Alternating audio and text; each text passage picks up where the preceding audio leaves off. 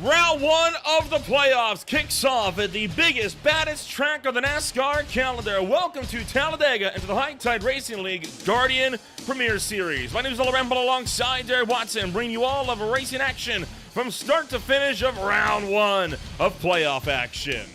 Derek, it is of course going to be a wild slugfest here this afternoon. A full 43-car grid is on tap for us here this afternoon. What better way to kick off playoff season than at the biggest wild card you could possibly factor in on the calendar? And boy, does it not get any wilder than this. Not only are you a playoff driver who needs to be concerned about your spot, Nolan, but it's a 43-car field. What that means if you have a bad night at Talladega, you're having a bad night. There's lots and lots of points on the line here at the Superspeedway. Let's take a look at all the big stories entering playoff season here this afternoon. It's going to be Jaden Hopp on top. Jaden Hopp made a name for himself last season in playoff contention. He is looking to prove everybody right about those suspicions as he looks to gun it for a title. He is right now up top with the most wins of the season so far. Christopher Battinger making his first appearances since season one, his first playoff appearance as well, as he gets set to try and see what he can do from number two. Dalton Kill, meanwhile, defending champion, will bring it up in third with 2,006 points entering playoff season. Right now in a good spot to go after his title and defend, but with anything happening at Talladega, boy, he's got a lot of action ahead of him here this afternoon. And then you got drivers like Benjamin Lacey and Dustin Ping, champions of old in this season, looking to see if maybe they can become the High Tide Racing League's first repeat champions as well and dethrone the current champ as their crown. And Michael Thorpe Jr., I think one of the biggest names entering playoff season. He came so close to victory. Despite being sick, he lucked his way into the round of 8 last season. And then it all fell apart after he had been running the season of his life in season number 3. Will season 4 finally be the redemption year for Michael Thorpe Jr.? We'll have to wait and see. And everyone else, mostly first-time playoff contenders or drivers that have not made it past the round of 8, and they are trying to see if they can't get themselves locked in to be ready to rumble. Yeah, it's going to be a great field. And to welcome in our other members, going to call the race with Nolan, Austin Edstrom. I'm just hanging out for the pre-race show. Austin, an incredible playoff field, a 43-car field tonight. Lots and lots on the line. There's probably going to be one playoff driver in that bottom who surprises us, and one playoff driver up top who finds himself at the bottom at the end of tonight. Yeah, just kicking off the playoffs tonight, and I really couldn't be more excited. I mean, coming into this season of the HTRL Guardian Premier Series, it was kind of on its head who was going to make the playoffs at the end of the day. The winning end coming into play, different drivers kind of dropping out as we go into the playoff season. I don't see Aaron Smith on the playoff boards, going through here into the top 10. So I really couldn't be more excited than what I am for getting these playoffs kicked off tonight.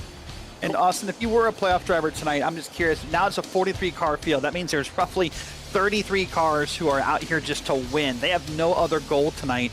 If you're a playoff driver, does that change your perspective tonight? Like, do you have to think differently, or because you're managing points? I mean, if you're not in the playoffs, you definitely got to take care of those guys. You don't want to be the guy that takes somebody out and ruins their chance at a championship. So it puts you in a precarious situation if you're not a playoff guy. But if you're one of the playoff guys, you just you got to go the entire time. You got to get those points. Well, Nolan, 95 laps ahead. I'm excited. You guys will be on the call. I'm going to be in the background just kind of watching and enjoying the race. Have a good night to you too, and hopefully this is a good, clean racing at Talladega. Well, Austin, it's Talladega Superspeedway, the biggest wild card you could possibly hope for to kick off playoff season here this afternoon. It is 135 degrees down to the track surface, but with you being full throttle around this place, is that track temp hot enough to actually matter to these cars this afternoon? No. I gotta say no, not at all. Right, whenever you go to the super speedways here on iRacing, the track temps, maybe Atlanta, it gets to you a little bit. You feel the effects from it, maybe a tiny bit. But here at Talladega, Daytona, no, you're not gonna feel that whatsoever. It's gonna be full throttle racing the entire way around. They're gonna have plenty of grip. The bumpers on these ARCA cars can be a little finicky, but other than that, I think we're gonna be 100% good to go. Temperature shouldn't be an issue. Well, with all of that said and done, let's take a rundown on what your official starting grid is going to look like entering racing action here this afternoon. 43 cars are getting set to rumble to life, and they will line up like this. It is Aaron Smith of the PT Autosport Yellow Vision number 70, starting this race from pole position. Jaden Hopp and the Old School Racers 00 will start alongside him on the front row. Row number 2 on the grid, bring it up for Dalton Kilrow from Rody Racing, alongside Zachary Wareham of the Crusader Garden Amsoil Racing number 64. Row 3, it's going to be Christopher Bassinger in the Golden Garden Autosport number 15, alongside Sean Williams. Row 4, it's going to be Eddie Hagge for the EPO Wealth Advisors number 97, alongside Kyle Wellman. Top 10 at Austin, it's closed out by Cody Gibson of the Cheetos, number 21, alongside John Osborne for 75 Racing's number 5.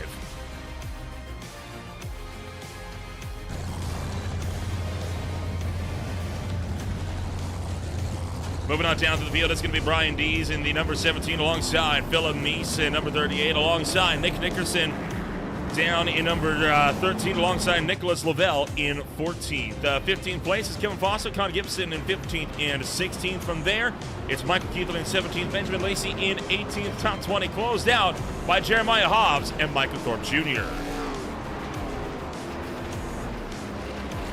21st place, we got David Leakey in the number 84. On the outside, we got Wyatt Walker in the number 71. Starting here in the 23rd place position, we've got Paul Sathmary with Bob Berry on his outside, the number 5.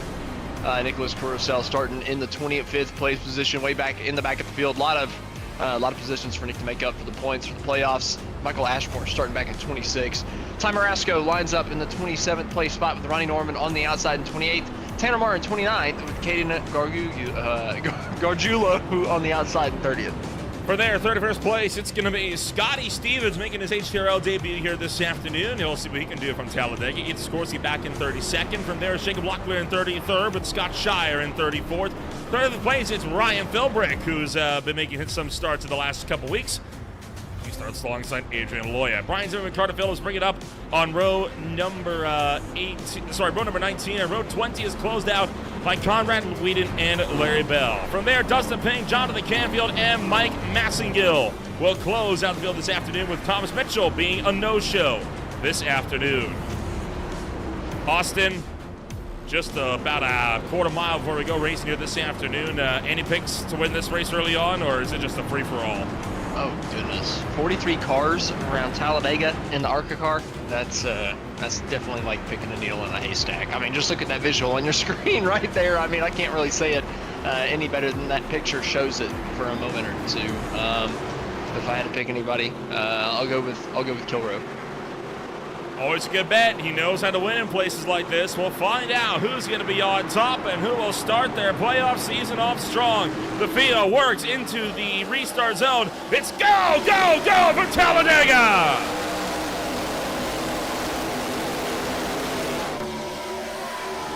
Two by two all throughout the field.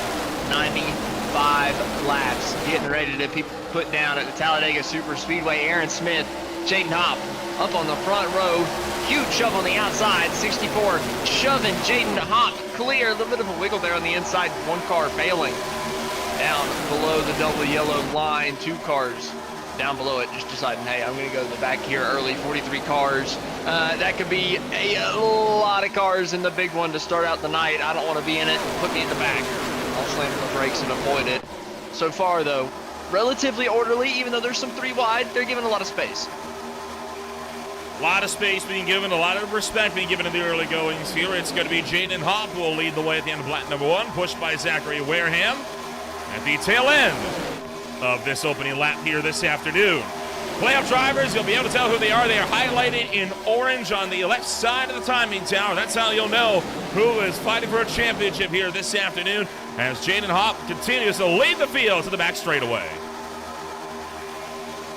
First 4 cars single file down the back straightaway here in Talladega, Alabama. Jaden Hopp down on the inside, Zachary Wareham, Aaron Smith, Dalton Kilrow, all shoving each other down on the bottom. Sean Williams in that number 89, just missed the playoffs by a couple positions. He's got his nose peeking around the outside, moving up a couple spots.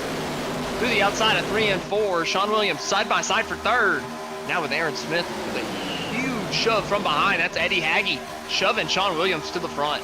Sean Williams, I do believe, was a playoff contender in season number 3 of the championship. Unfortunately, it did not quite go his way. He actually made it all the way into the Final Four, but just did not go his way. Come Homestead Miami Speedway at season's end, he now looks to just fight for best of the rest as he is on the outside looking in this afternoon, and he leads the outside row from up top. Yeah, Sean doing good in the early going here. Just, well, like I said, early going, early days. Don't want to tear up the car too much. Don't want to push too heavy. Right, still over 80 laps to go. Who would wreck their car with 80 laps to go in a race televised on a green More flag than you TV? think. Oh, right. Well, I was getting at the fact that I did it myself last night in the Oh, in the no. VPL race at No. Atlanta. So Austin. I'm complicit. I'm complicit. Austin, how could you? I wrecked Brian Dees, so the number 17 there, third car on the inside. He might be a little mad. So what you're saying is I finally have some ammo on you. Yeah, maybe a little bit. I gave you a pretty good one. I gave you a pretty good one last night. It was not my brightest moment, I'll be honest. I only wish I saw it. I was too busy with the glad you Boys didn't. Racing League and their great race at Chicagoland. I wish I didn't bring it up now. It could have just flown under the radar. You would have had no idea. Nobody on broadcast told you, so I could have just let it go. But no.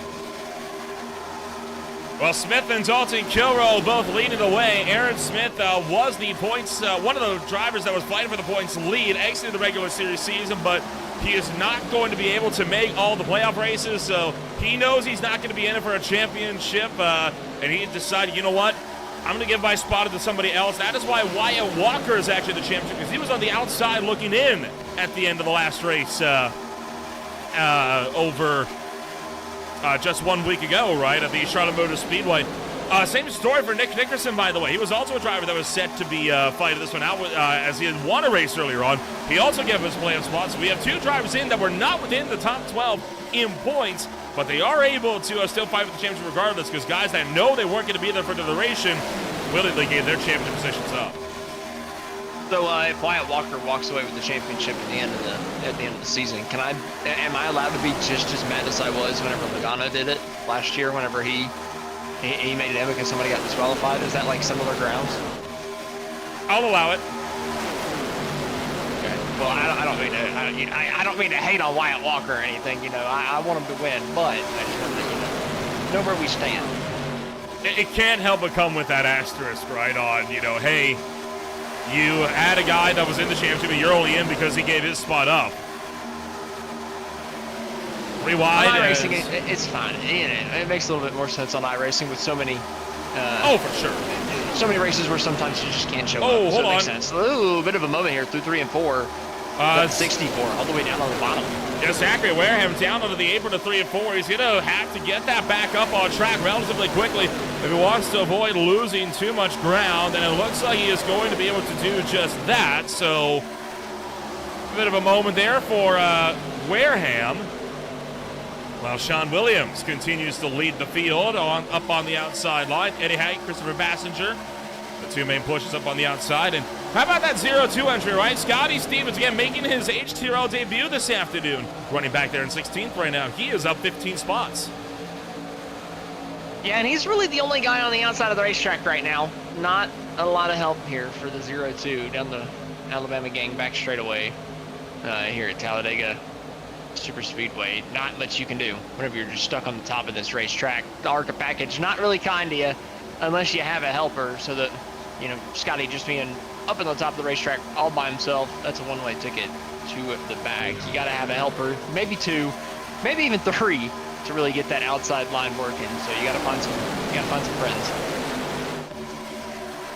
So we got a good number of laps under our belt. Do you reckon drivers at this point might be starting to just kind of let this race settle in a bit for the long haul and just focus up on the first run of pit stops? Because, Super Speedway racing, it's one of those places, right, where those green flag stops, they'll come up on you faster than you think. We've also got a second pack forming in the background.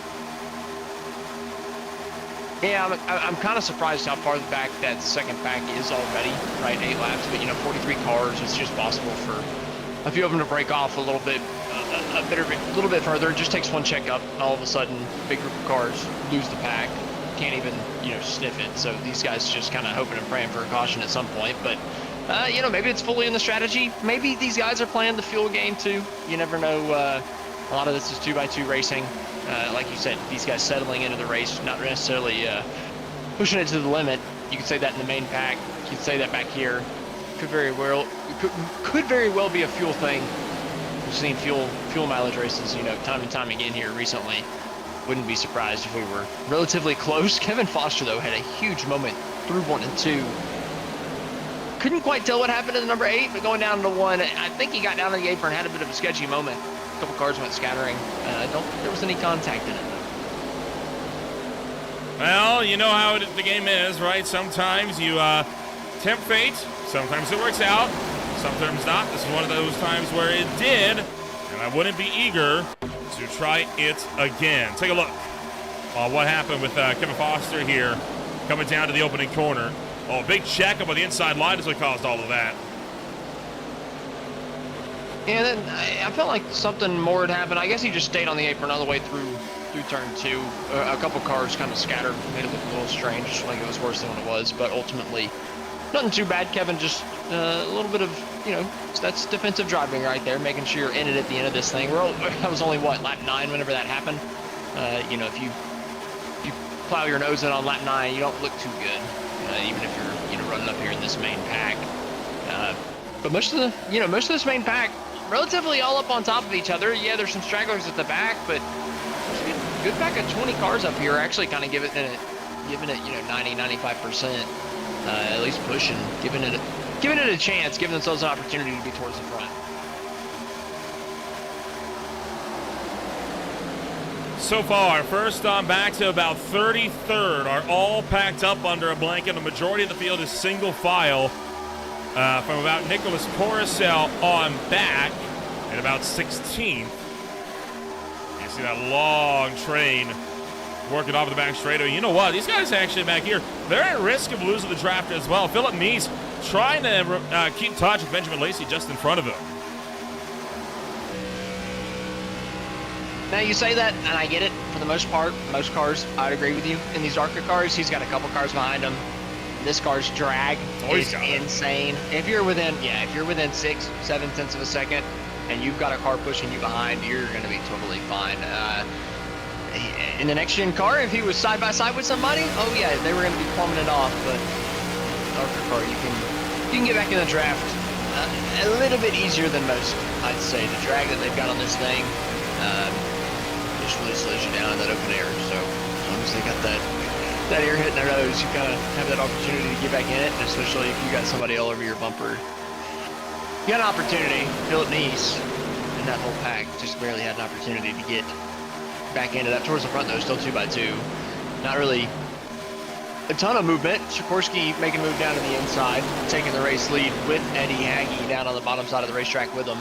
Passenger, your old race leader, and now in that side-by-side battle for second with the number 97. Good run off of turn number 4 for Passenger. Outside, side-by-side with the 94 for the race lead. Coming to lap 13. Passenger will lead lap number 12, this time by at the stripe. For all that it's worth, the fastest lap of the race so far held by Michael Jr. with a 50.561, but to be blunt, fastest lap tends to mean squat at a track like Talladega, because all that means is you had a massive tow down the straights. Hey, if it pays a bonus point, I don't care if it doesn't mean anything. I'm going for it, right? Especially not in the wrong. playoffs. Not wrong. If you're going to give me a bonus point for it, absolutely drop me back to 43rd. 42nd. I want somebody behind me pushing Which give me a big toe. I do think it is worth pointing out, right? That is worth a bonus point in this championship, in both the qualified and the race. And like I said, if there's a point offered by the time you get down to playoff time, to championship time, you got to go after that point. You got to go after every single one, because you never know how many of those you're going to need by the end of the round to be able to move on to the next one. So if you got that opportunity to get it like Michael Thorpe Jr. has right now, go ahead, give it a run. And there's so many cars in here. There's so much energy in this pack. You can find yourself a good little bubble, a good hole to get a push from somebody and really get a good run at it. Yeah, it is a hornet's nest out here on the racetrack as it stands, as they work their way down the back straightaway. Zachary Wareham potentially with an issue. Never mind. Nope, it was just some massive connection difficulties for Wareham that caused it kind of blink out for several seconds. If I can, let's take a look at the championship standings so far. And look at the top 12. This is the entire playoff field. Look at how much that has changed already in just 15 laps. That is how quickly you can have a turnaround here at Talladega. Connor Gibson looking really, really good in that playoff standings all the way up to the 4th place spot. Put himself in a really good position on if he's able to, if the results hold. And, it's Talladega, and we're only 15 laps in, so obviously the results will not hold. There's no telling what's going to happen, but just kind of interesting to see what it could look like at the end of the race. Gibson up to 4th, Corcel in 6th place, and Bassinger leaving here as the points leader going into the second race of the playoffs. So it'd be I guess a bit of an upset. Of course, the big thing to keep an eye out for, right, is that 8th place. That is the cut line. It's under 8th place. So right now, Lacey, Kilroe, Walker, and Ping are out. That is 2 prior champions that are on the outside looking in. And what is critical about this, right, Dalton Kilroe is all the way back in this second pack here. He realistically cannot gain all that much to keep himself safe. Benjamin Lacey, meanwhile, is in the leading pack of this race. So he is, I think Kilroe's in a critical position right now, and I think he knows that he might be hoping for a caution to help get these guys back up there with the rest of the leaders. Yeah, these guys a good ways off of the leaders, but not completely off of them. Like you said, Lacey, I don't know, they're kind of both, they get separated in these 2 little separate packs. Now they've kind of congregated back together, and it looks like they might actually be running that main pack down. So I think Lacey and Kilroe are both going to be fine for now, and I really do think that there's some fuel games being played right now with the different, that last pack is not so far off that it's like they're, just slow. I don't know. I feel like we're seeing some fuel games throughout the different packs. Guys not running 100%. So I can actually prove it. Do you want to know how I can prove that there's field games going on? I would like to hear that. Fastest laps of the day around the high 50s, the low 51s, right? 50.7s, 51.1s. Last laps by for the leaders, 52. Yeah, they're saving fuel. And in fact, it's gotten even slower. It's 51.2 now this time by. Like I said, there's no tire wear. There's no tire wear at Talladega, and even if the percentages go down a little bit, it doesn't mean anything. It doesn't actually change your grip. You're fine. You're not going to have an issue. So, it should be a moot point. But up towards the front, running those 51.2s, obviously slowing down just a little bit, not pushing it to the max, saving a little bit of gas. If you're up at the front and everybody else is saving gas, what can you do? What can you really do to be able to keep yourself on the same page strategy-wise as all the guys behind you sitting in this draft? If you're Christopher Bassinger, can you do anything?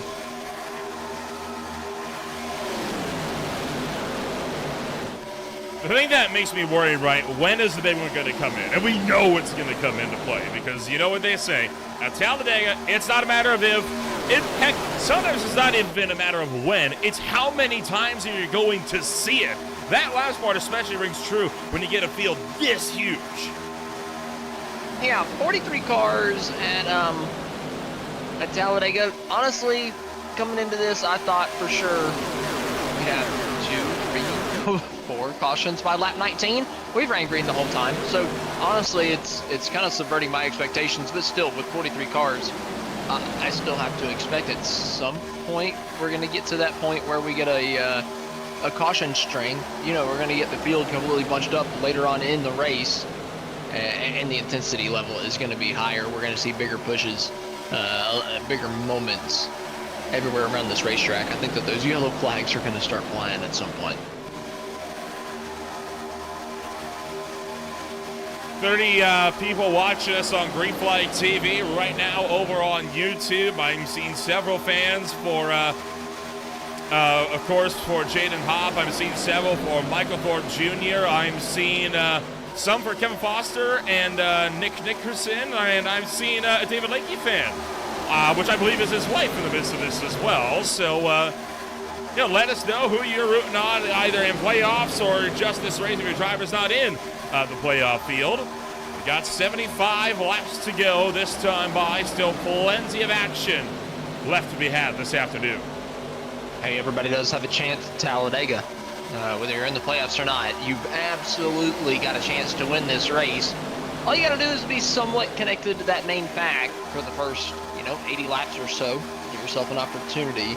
So far, most of the field still in that main pack, and even if you're not in the main pack, the second pack back there isn't so far off that they're completely out of this one yet. Oftentimes they call rain the great equalizer motorsports, but I think for stock car racing, we don't race in the rain unless we're on a road course. I think tracks at Talladega are the great equalizer. Yeah, draft is the great equalizer. You get a racetrack where you don't have to hit the brakes, you don't have to get off the gas pedal unless it's, to not run the guy over in front of you. I think that's fair to say that, hey, that's the equalizer right there. Everybody's just going to be the same. And, well, it kind of helps that everybody buys the same parts and pieces from the same places nowadays anyway. So, literally everything is the exact same once you get up to the Superspeedways. Not much ingenuity, not much engineering prowess at that point really shown off. So, kind of sad, but nonetheless, equal. Of course, rain, like I said, often regarded as the great equalizer in motorsports. And I think the big question for one league in particular, will the season opener of the FTR Events Trophy.ai Endurance Series be marred by rain? The 6 hours of the Bend is coming up on August 16th. Tune in at on Green Flag TV at noon Eastern Time for a 6-hour endurance race featuring over 40 GT3s, GT4s, and touring cars spread out across 5 classes, ready to bring the FTR Events Trophy.ai Endurance Series to life for their 7th season of competition. Again, that is coming up August 16th at noon Eastern Time. They'll be down under at the Bend Motorsports Park, powered by Shell V-Power. So the field continue to have some good strides. Pit stops. I honestly forget what the pit stop windows looking like for these guys. What do you reckon? 30 laps? Oh, that's a tough one to call. I would say somewhere between 31 to 33. It's probably a safe bet.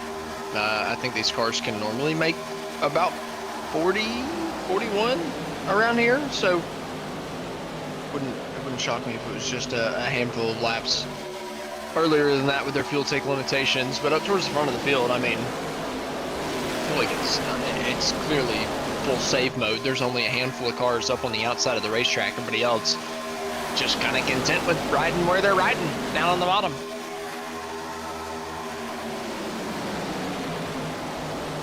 Only 4 cars running that outside groove right now. They are headed up by Scotty Stevens, making his High Racing League debut here this afternoon.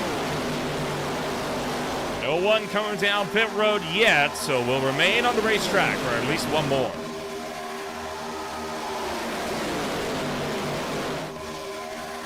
So then these guys have a handful of laps left in the tank.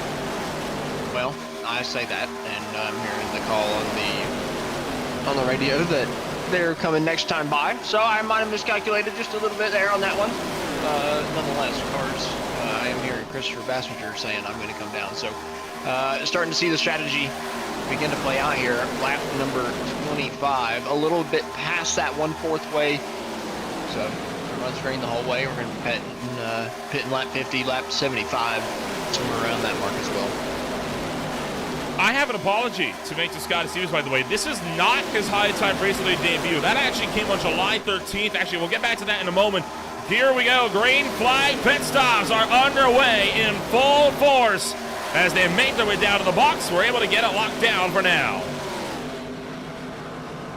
Great pit road entry from Michael Thorpe Jr., David Leakey, both those guys around the outside, getting down onto pit road. Second pack coming down as well, looking at the 30.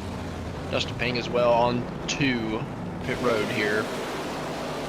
Back towards the front of the field, Scotty Stevens leading the guys that still haven't pit, and I believe that the 0-2 of Scotty Stevens putting his hand out the window right now, telling everybody behind him, hey guys, I'm coming down pit road, do not run me over, please. Don't send me off of turn number 4. Connor Gibson, I would appreciate it. Waiting to see for the 0-2. Ty Marasco trying to find a hold here on the bottom as well. As Stevens coming down pit road. Looks like Foster Nickerson coming down as well. Scotty Stevens actually not in his HTRL debut. That came out at the Michigan International Speedway back on July 13th. He started 24th. Unfortunately, he did not finish that race, officially classified as finishing in 35th. So this is actually his second race in HTRL competition and is looking for more this afternoon. Several cars caught for speeding, by the way. Carter Phillips and Conrad Whedon will both be down pit road once again. That's a tough break here at Talladega. You come down pit road, even if you're not putting on tires, you're not putting fuel into the car, you're losing a good, 25, 30 seconds between the time you get on the brakes and the time that you get out of pit road to full speed, even without stopping in the box. So that's about half a lap. Oh, boy. Nickerson kind of pushing Scotty Stevens a bit close towards the racetrack and actually almost caused him to run out wide. Now here's the back, 3 wide into pit road. Smith's able to mug the lot down on the way in. The 24 ball Sat Mary had a sideways one entry, and Sikorsky is stuck here. He's trapped on the outside and he can't get to his pit box. I mean, that was the entire field. Honestly, I'm impressed that we didn't have a single accident throughout that entire thing. Are you serious? That many cars coming down pit road and we don't have a problem?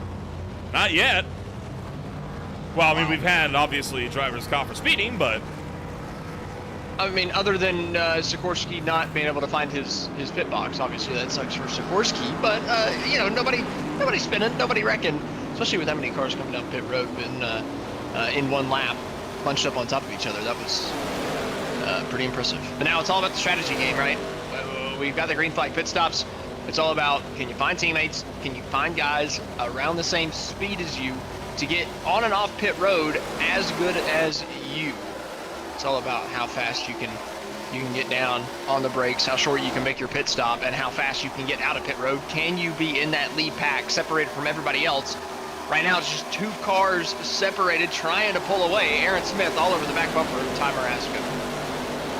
A lot of jockeying for position right now as drivers are fighting to make their way up and around, and the field going to have themselves a good run, and there is a stranded Ethan Sikorsky, and this is a very tough break for him. Unfortunately for him, he is out of fuel. He came down pit road, couldn't get to his box because it was over on the left-hand side, and he had too many cars blocking his way in. Now he's out of fuel and coasting back down to the lane, and that is a race ruiner unless he gets a lucky caution. I mean, respect to him for not, just turning hard left across the cars that were blocking him to get to his pit box or slamming on the brakes. But at the end of the day, it still sucks. But I guess in hindsight, okay, you know that you're in one of the first 6 boxes. You've got to be as far left on pit road entry as possible. I think it's more complicated than that, Austin, because remember, we actually had this happen early in the season with John Osborne at the Darlington Raceway. What happened with him, though, was the same situation, right? He couldn't get to his box, too many cars, so he actually tried to brake to allow cars to get through so he could get down to his stall. That caused a collision on pit road that he got a very, very fierce penalty for, and the penalty was for unsafe driving in pit road, and he was trying to point out, hey, why did I get penalized? I couldn't do anything. Well, what was I supposed to do? Just go around and lose fuel? Evidently, the answer seemed to be yes, and, well, Ethan Sikorsky taking that to heart. It's just a precarious situation to be in. Sucks for Ethan, especially here in the early going. I know how boring it is to run around by yourself after a penalty at a super speedway, after a pit road penalty. It's not fun. It's not enjoyable. You're just hoping and praying for a yellow flag for the rest of the night, and if it never comes out, you've got a whole hour ahead of you of mindlessly turning the steering wheel about 10 degrees to the left and holding down the gas pedal the entire time. And that does get a little boring after a while. Some big developments, by the way, in the championship here. Jaden Hopp had a black flag for an unsafe pit entry. Hopp was the points leader entering this race this afternoon. Remember, he needs to be doing well. He is still critically, he is on the lead lap. That is a crucial thing here. He's on the lead lap. The problem is he has no help, and he's about to be swallowed up. Yeah, like I said earlier, you know, your penalty takes 35 seconds, you know, to come down pit road. The problem is you don't have any draft by the time you get out. So even whenever you come out, it takes another 10 laps, and all of a sudden, here's the big pack going around your outside down the front straightaway. Jaden Hopp pulling down to the apron, making sure he's giving these guys plenty of room. Tough break for Jaden. He's just going to have to hope and pray that he gets the lucky dog here. He has to stay ahead of Ethan Sikorsky, who we were just talking about a little while ago. Sikorsky, though, not attached to this main pack. Looks like Jaden Hopp finds a hole in it, so Hopp should be fine if we get a yellow here relatively soon. I don't think we'll be able to get a replay of what happened to Jaden Hopp. I am looking, but I don't think we'll be able to find it. If we do, we'll take a look and find out exactly what has caused this opening round of the playoffs to go to tears. But it's a long race, right? 250 miles. I think don't get your mood down just yet. There's a long way to go. A lot can still happen. Just make sure you don't repeat the mistake, and you should be fine, because right now he is sitting as one of the lucky dogs. In fact, he is holding the lucky dog spot right now. I'm trying to find exactly what happened to Jaden coming down. Well, right on board. On that big pit sequence on lap 27. He was on the outside of Brian Dees coming down to pit road. It shoved him off of pit road by half a car length. Like his Toyota bumper. Here we go. Straddling the grass and the asphalt. But unfortunately, that little bit, that is enough to give you a penalty in the eyes of iRacing. It's a harsh system, right? But it is what it is. And it doesn't feel like it's his fault either, is the problem, right? Like, and I don't think Brian Dees did anything wrong either. It's just two freaking race cars coming down the pit road, going from 200 miles an hour to 55, trying to get it right, trying to not run each other over, while there's, by the way, 20 other freaking race cars all trying to do the exact same thing. And unfortunately, those two came together in the same spot, and really unfortunately for Jaden Hopp, like Nolan said, the points leader coming in today, all of a sudden, it drops him to 11 after everything cycled through. Yeah. That's a huge point swing now, for a guy who has dominated the series. Now, critically, he is only 9 points out. That is a gap that you can very easily make up in just this race alone. He's just got to get around one big crash. He's back into the fight here, and he's back on the lead lap as a result if he can avoid getting into it. So it's a fight that he is down, he is not out. I think the driver that's worried the most right now, Jeremiah Hobbs, as he drives the number 3, running all the way back in 35th place. Look at how far down he is, right? Almost 20 points out. He may be on the lead lap, but he's in the second pack, and to be blunt, you need to do better than that. That is not going to cut it if you want to go for a championship. Well, the problem for Hobbs is he's got pretty heavy left front damage. That front bumper is sprinkled in. Not quite sure where he got the damage from. Is the 64 way down to the inside, dropping to the back of this pack. But yeah, Jeremiah Hobbs has damage on that front bumper. There's not much he can do. Don't know what happened to him, but for a playoff driver, he's going to need to get that yellow flag at some point, because he's 15 seconds off the race lead right now and continuing to drop even further back with that damage. Zachary Wareham coming back down pit road. Not sure what for. He is only 10 laps on this stint of the Crusader number 64 entry. So I do believe this is an unscheduled pit stop and may be looking to retire the car. Why? I don't know. Maybe just not a fan of Talladega. He's not in the playoffs, of course, and yeah, he's going to bring it behind the wall. Ooh, the 96, big move down the back straightaway. Jacob Locklear to the outside of Christopher Bassinger. He says, all right, I'm tired, but let's just riding around, chilling, not doing anything.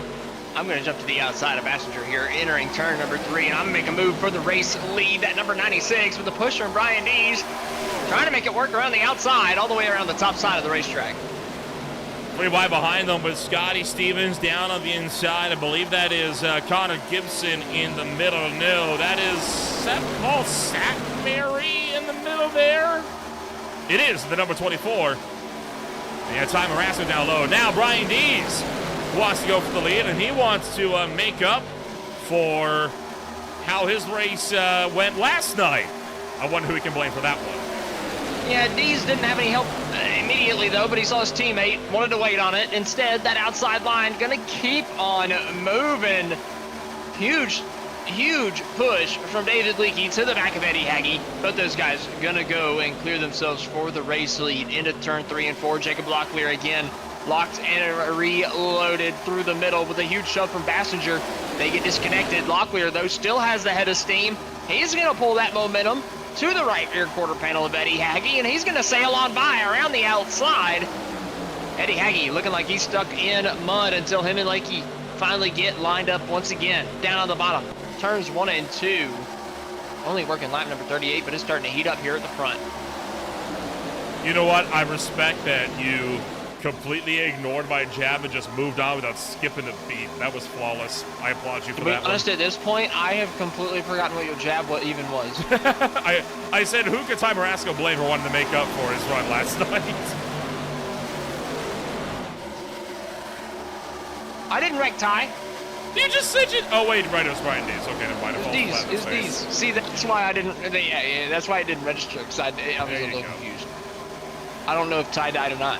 He could have. He could be mad at somebody, but I don't think it was me. I'll take the certified green flag to the L of shame for that one. Yeah, you had me a little confused. I'm gonna be honest. I was lost. Well, Bassinger pulling up back around the race lead. He's being pushed by Michael Thorpe Jr., Paul Satmary, Ty Marasco up on the outside line. Locklear, Gibson, Hagge, and Lakey running down low, nearing the halfway point of this race. And that second pack, it's not far off. It's closing slightly. Oh boy, but a big shovel back here, going to put it 3 wide on the back. It's close enough, right? Like, that's, if you stay within 5 seconds of the lead pack until after the last pit sequence, you're fine. You're within a close enough distance to be able to challenge by the end of this race. You do want to start kind of thinking about, you know, your position in the train, right? Running position does matter where you are in the field. It's relatively hard to pass. We've seen a lot of 2 wide. You can get those momentums one train at a time, whether it's the inside line or the outside line.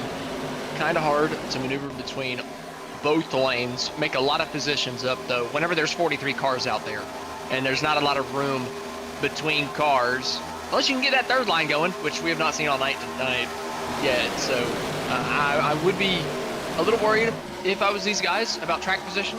They're a little bit further back, but they've at least got themselves, you know, within a fighting or within shouting distance, even if this thing runs green. Clarification, by the way, on Wareham's retirement. As it turns out, he was starting to have some connection difficulties, so we decided, you know what, probably best to just sit this one out. So Wareham pulled it off the racetrack. He's now fighting for a championship. It doesn't really hurt him all that much. Doesn't change much for him in the long run, but it does guarantee that if his connection problems were to worsen, that they're not going to become a problem for everybody else. I can respect pulling off at a super speedway and making sure you don't bring your problems to other people. So respect to Zach for pulling off the racetrack, but either way, like you mentioned the other lap, Nolan, the second pack, I mean, they're firmly attached with the main guys up here at the front by this point. Well, now how about this? You know, before we had that inside line was the dominant line, right? I mean, everybody was on the bottom. Now we got the top line right by the wall reigning supreme. And this is a change that's been kind of been a not so subtle shift up in the last 5 laps or so. What's changed to make that outside lane the preferred line now? I think it's just the ebbs and flows of who has gone to the lead, gone from the lead, right? Bassinger gets up here. He's got a couple other guys that are committed to the back bumper, willing to run where he runs. The last momentum was up at the top. I think it'll shift back down to the bottom here pretty soon. Man, that's just the ebbs and flows of the trap. And here in the ARCA car, I just don't think that outside line is gonna hold that advantage for super long over the guys on the bottom, even if, you know, the numbers are even. I mean, even with Aaron Smith trying to go up there and take that outside line, I think the inside's going to come back here pretty soon. Aaron Smith tried to go up to get in front of Brian Dees. It didn't work. He got shut down. Now he's caught in the sucker hole along with Scotty Stevens. They're going to go 4 wide down the front stretch for a moment. They're able to get it back down to triple before too long, and a lot of room being given. Paul Sammon right now caught in the middle. He's trying to find a way up onto the outside line, but no one's giving him open, and finally Kevin Foster going to drag the brake a little bit, give him a chance to get in there. Really scary there. But like I said, that bottom line, down the back straightaway, it's starting to kind of creep forward. Right now led by Jaden Hott, David Leakey. Down at the bottom of the racetrack, I mean, they're just about side by side with Brian Dees in the number 17. In fact, Jaden Hott firmly side by side with Brian Dees for the 4th place position. The inside line starting to get that momentum back. And actually, the middle group gained a numbers. Cars coming down from the top. Eddie Hagge decided, I want to lead this group in the middle of the racetrack. I want to see if I can get these cars pulled up. We can make this 3rd lane working in the middle. On the approach of 50 laps to go, and we are still in green flag conditions here this afternoon as we near the halfway point. Eddie Hagge, Kevin Foster, John Osborne, all sitting up there up top. Paul Sappner trying to go down to the middle, no dice. And you know, you were just mentioning we haven't really seen that 3rd lane being opened up all that much. I think we're really starting to see drivers try for it now. I think getting a little bit braver, trying to get up to the front, because they realize how long it took them to reel these guys in the first time, but they don't want to have to do it again.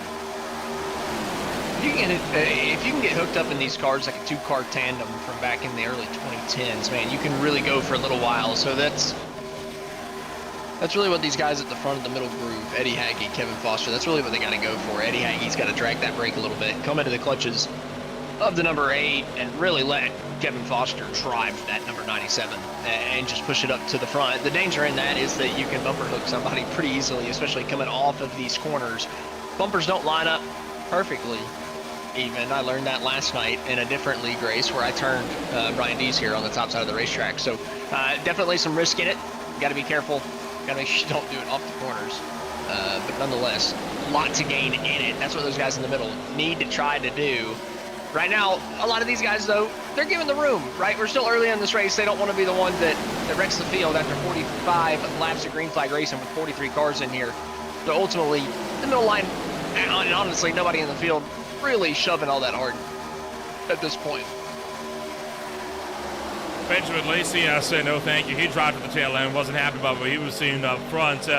Jaden Hopp up on the outside line. He has just taken back the lead lap of the race. Now the problem is he still needs a caution, right? And he's not going to be able to go any higher than that. But I'm sure Chris Ambassador is more than happy to let the Double Zero run up front in order to give him some chance to save some fuel.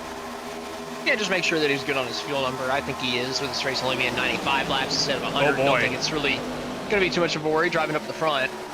Tell you what, coming down at the bottom of the track, Master staying up at the top. What he's trying to do, he's trying to control both legs so he can stay under the lap, but he is begging for a caution to come out right now so he doesn't have to rely on a lucky dog, especially with the second run of pit stops looming. But David Lakey going to try to jump high. That's not going to work for Lakey. He's caught in the sucker hole with no help. Yeah, he was never clear enough to make that move going up the tri-oval. Now he's going to be plugging a hole in the middle line. Eddie Hagge coming up to the back bumper. Passenger coming down to the bottom of the racetrack with Michael Ford Jr., but those guys clearing for the race lead. Ty Marasco, he's single file, but he doesn't know what lane to block here. There's a couple lanes coming up over the back of them. A couple cars having to go to the bottom. 4 wide, down the back straightaway. Michael Keekly down to the inside. Eddie Hagge stuck there. Ty Marasco just continuing to go backward. He got put in the sucker hole. I'm not going to lie. I thought that was it right there. I thought we were about to get our first caution flag of the night, but we hang on to it. Under 40 laps, or under 50 laps to go now. And halfway, coming up this time by. Yeah, working lap 48 now. There, Ty just got put in a really bad spot. Lost a lot of forward momentum, side drafted back. And unfortunately got stuck 4 wide, and at that point you're just holding that wheel as straight as possible, hoping, praying nobody makes door contact, nobody ping pongs off each other, and you can just make it out the other side and live to fight another day. Still frustrating once you get to the other side, thinking about, man, what happened with those 5 spots I just lost? I worked so hard for those. Now I got to go get them back. Really frustrating. If you're the driver, the number 1.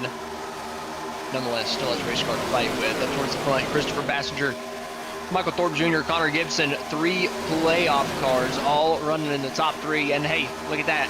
Mr. Consistent, Nicholas Corcel, doesn't have a race win on the season, but was top 3 in points for the entire regular season. He's found himself up into the top 5. You know, we talked a lot about in the early races, Scott, it seems to take the fast side of the race. But we talked a lot early in the race about how much of a wild card round Talladega is to kick things off. But really, the whole round of 8 is one giant wild card because every track is so wildly different from the one before it. We start at Talladega, then we go to Road America, and then Iowa. But to fight our way into the round of 8, right? So Superspeedway, road course, short track. 3 unbelievable niches. 2 of them are tracks that don't get run all that often to the NASCAR community. I mean, holy cow, what a wild first round of the playoffs to cook things up throughout the first few weeks of August. Yeah, good luck finding a lick of rhythm.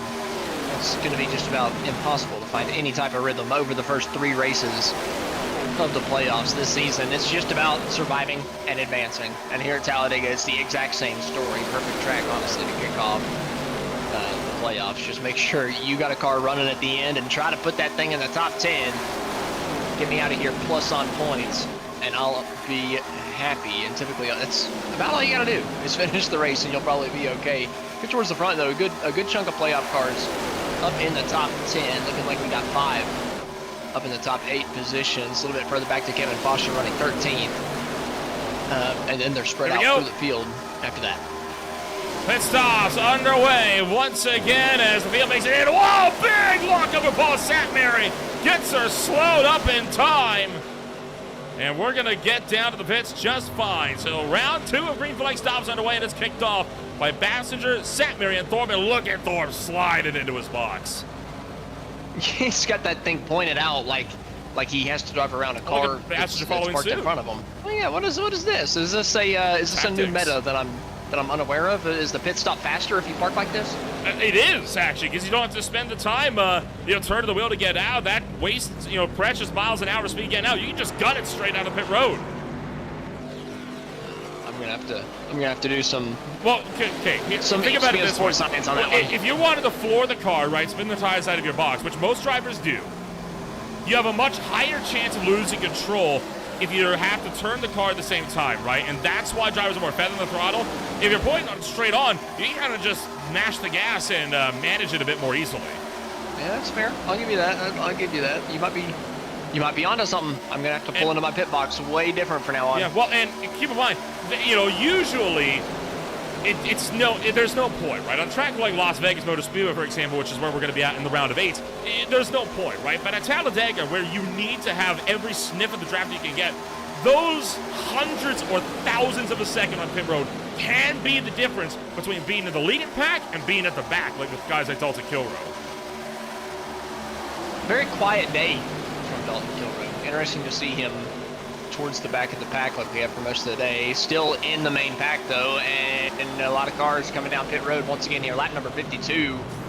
Still one more pit stop for all these guys. Oh, the 0-2 just about takes a tumble into the inside wall. Oh, I think he did catch it, a little bit of it, but not enough to really be of much damage to him.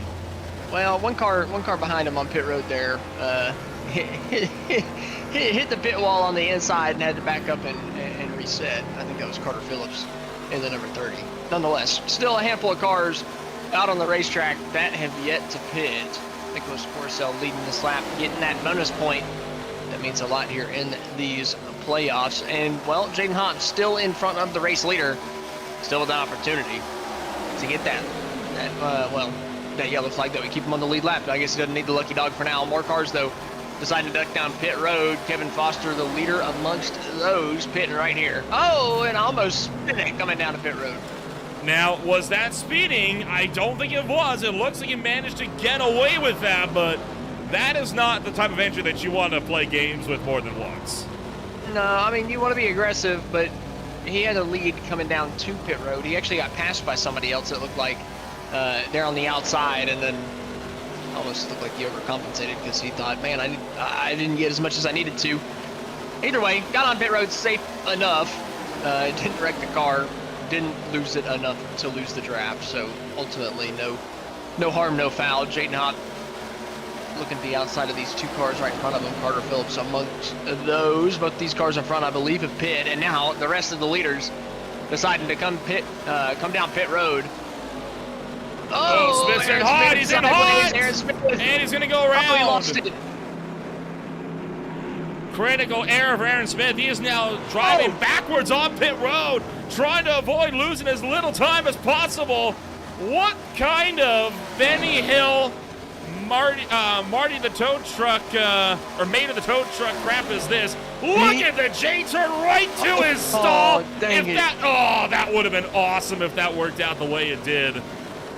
If Tell he you keeps what, the draft, I mean, if he would have slid it in there, he might have kept the draft. I don't think he's going to. Oh my gosh. If he does, he might be able to do it by not taking tires. Oh, he's just out of it, I think. I think he's just out of it. Oh, this is insane. my word. You are kidding. Somebody's got to try to brake for him. That's more impressive than anything. Come on. I think I want to say that he might have low-fueled it, hoping that he could stay in the draft.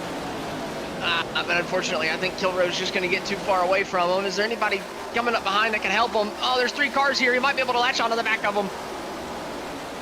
Car number 70 has he has a warning for. I'll just flash up in a minute here. What? We're driving backwards down pit road. You would be correct, good sir. No, he did it out of necessity. Now, it is a warning, so no further action yet. And hey, he managed to stay with the second pack, which is more impressive. He wouldn't have been able to do that if he had flick spin it back around. Oh no! Yeah, oh no! Another critical error here, by the way. Benjamin Lacey, speeding penalty on pit road, and that is a Season 1 champion that's now going to be down and out. That's huge. That's a guy that needed a good points day, and I think that he was playing it to be that way. He wasn't really being aggressive, wasn't doing much, just right mid-pack. To come down pit road, speed here with 40 laps to go. That's a big blow for Benjamin Lacey. He's going to need a yellow flag. Oh, it almost came from Aaron Smith. He just got a bump that just about sent him around. I'm worried about Aaron Smith. I think that he underfueled to try to keep with those cars that he pitted with. So I think that he might be a little short on gas. The good news for him is they pitted late, and there's 5 laps left, right? They've been pitting every 25 laps. There's 5 laps left. Right on board. Less than one of those stints to end this race. So I think he'll end up being fine, but I think he's really close on his fuel number. Everybody else. No hesitation. He knew right away what he was going to do. Threw that car in reverse. Now, credit to him as well. He is staying in the pit stalls initially to make sure that he doesn't crash anybody else while he's doing this. And he stayed under the pit road speed limit, by the way. I switched to him while it was happening. He was going 55 mile an hour on the dot the entire time. That is unbelievable that he managed to pull that off. That would have been so impressive if he managed to get that cleaned in his pit stall. I've seen it happen. You can do that. It's hard, but you can get it done and miss the mark. But you know what? If we get a caution for that, right? If there's a caution that comes out later on and he's still in the fight here, I think it's safe to say that move probably saved his race. What if the second pack catches the main pack? And he can still race it out for the win, and it runs green the whole time. No. I mean, it goes from bad to worse for Benjamin Lacey. He's got connection problems, so he is out of it fully this time. Oh, no. And let's see how that shakes up the championship order, and boy, it shakes up big time. All of a sudden, Jaden Hop is only 2 points out. Yeah, that opens it up big time for a few of these guys, right? That's almost, I don't want to say free spot, because I think Lacey could still win a race in the round, get himself right back up there. But this is a huge blow to Benjamin Lacey's championship hopes. Being drowned out of this race here, only halfway through, being dropped out of it. Back there 12th in points. That's a huge mountain to climb at this point. If you're Benjamin Lacey, 19 points out on Wyatt Walker as of now, and well, I'm looking at the left of my scoreboard trying to find Wyatt Walker. He's not even towards the front, right? And I'm not saying that to Harpaul Wyatt Walker, he's running 18th. I'm saying he's still got a lot of positions he can go up here and get on this lead lap. There's a lot of cars that he can go up here and pass. Look at and make that deficit even bigger. Look at how much the positions are swapping around here as drivers get up to speed, right, to catch up to guys that are laps down. Look at how much all these positions here are flip-flopping up and down, left and right? I mean, it is wild how quickly things can change, and I mean, on a new level here.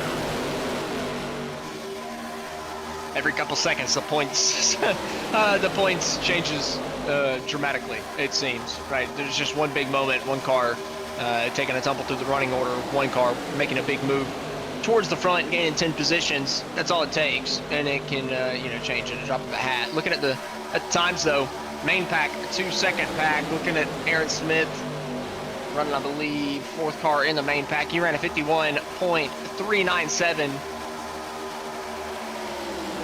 in the main pack, 51.532 up towards the front. So it looks like that second pack gaining about 2-3 tenths per lap on the main pack. Can they reel them back in and give themselves an opportunity still to win this race? Lots of cars in that second pack. It would give us a 24-car main pack if they get there.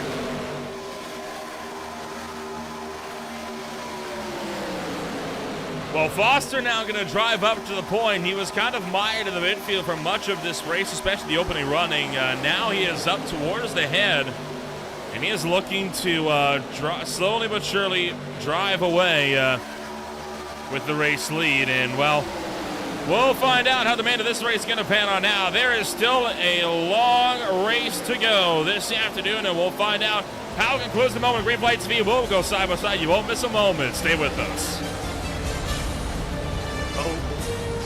And, well, never mind. Caution is out for the first time tonight, just like that. Not sure what for. It looks like Carter Phillips, though, maybe at the center of it as he is hard into the wall. Jaden Hopp expressing his love for Carter Phillips on the radio. That's gotten Jaden Hopp back on the lead lap. Does that count as a commentator's curse? I was literally thinking that whenever you brought it back. I don't think it does. We didn't say it was curse. caution-free. I don't think it does. I think that's just unfortunate timing. It's a weird one. It's a weird one. Yeah. This was a battle for 39th on the racetrack. Here? There's three of you.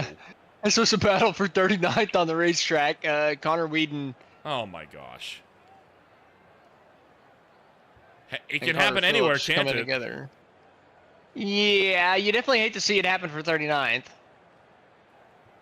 3-car pack.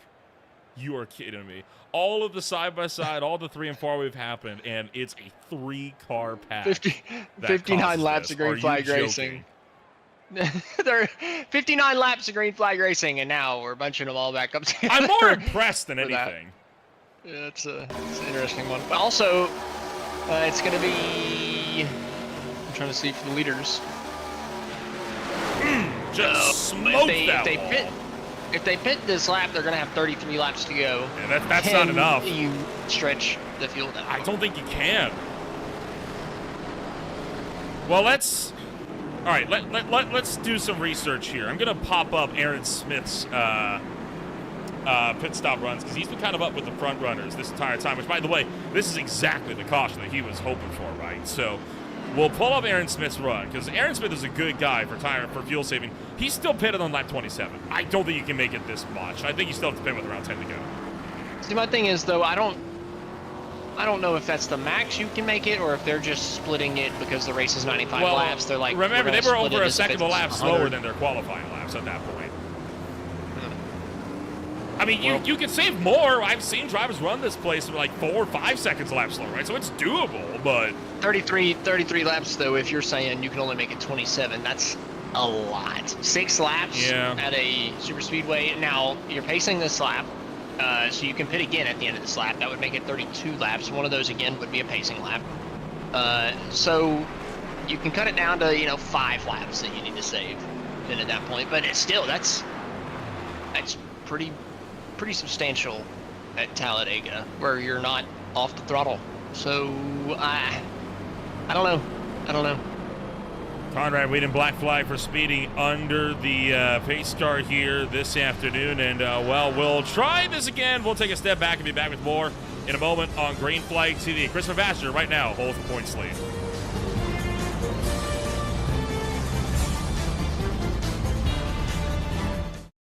Racing isn't easy, but experiencing it is.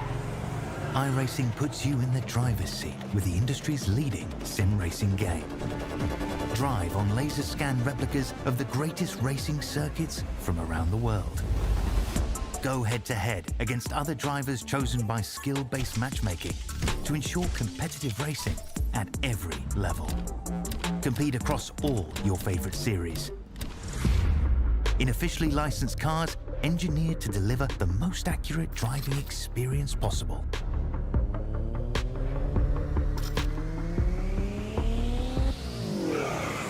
Join a race or host your own with players from across the globe. Race against the computer or in a league with friends. Feel the thrill behind the wheel. Visit iRacing.com.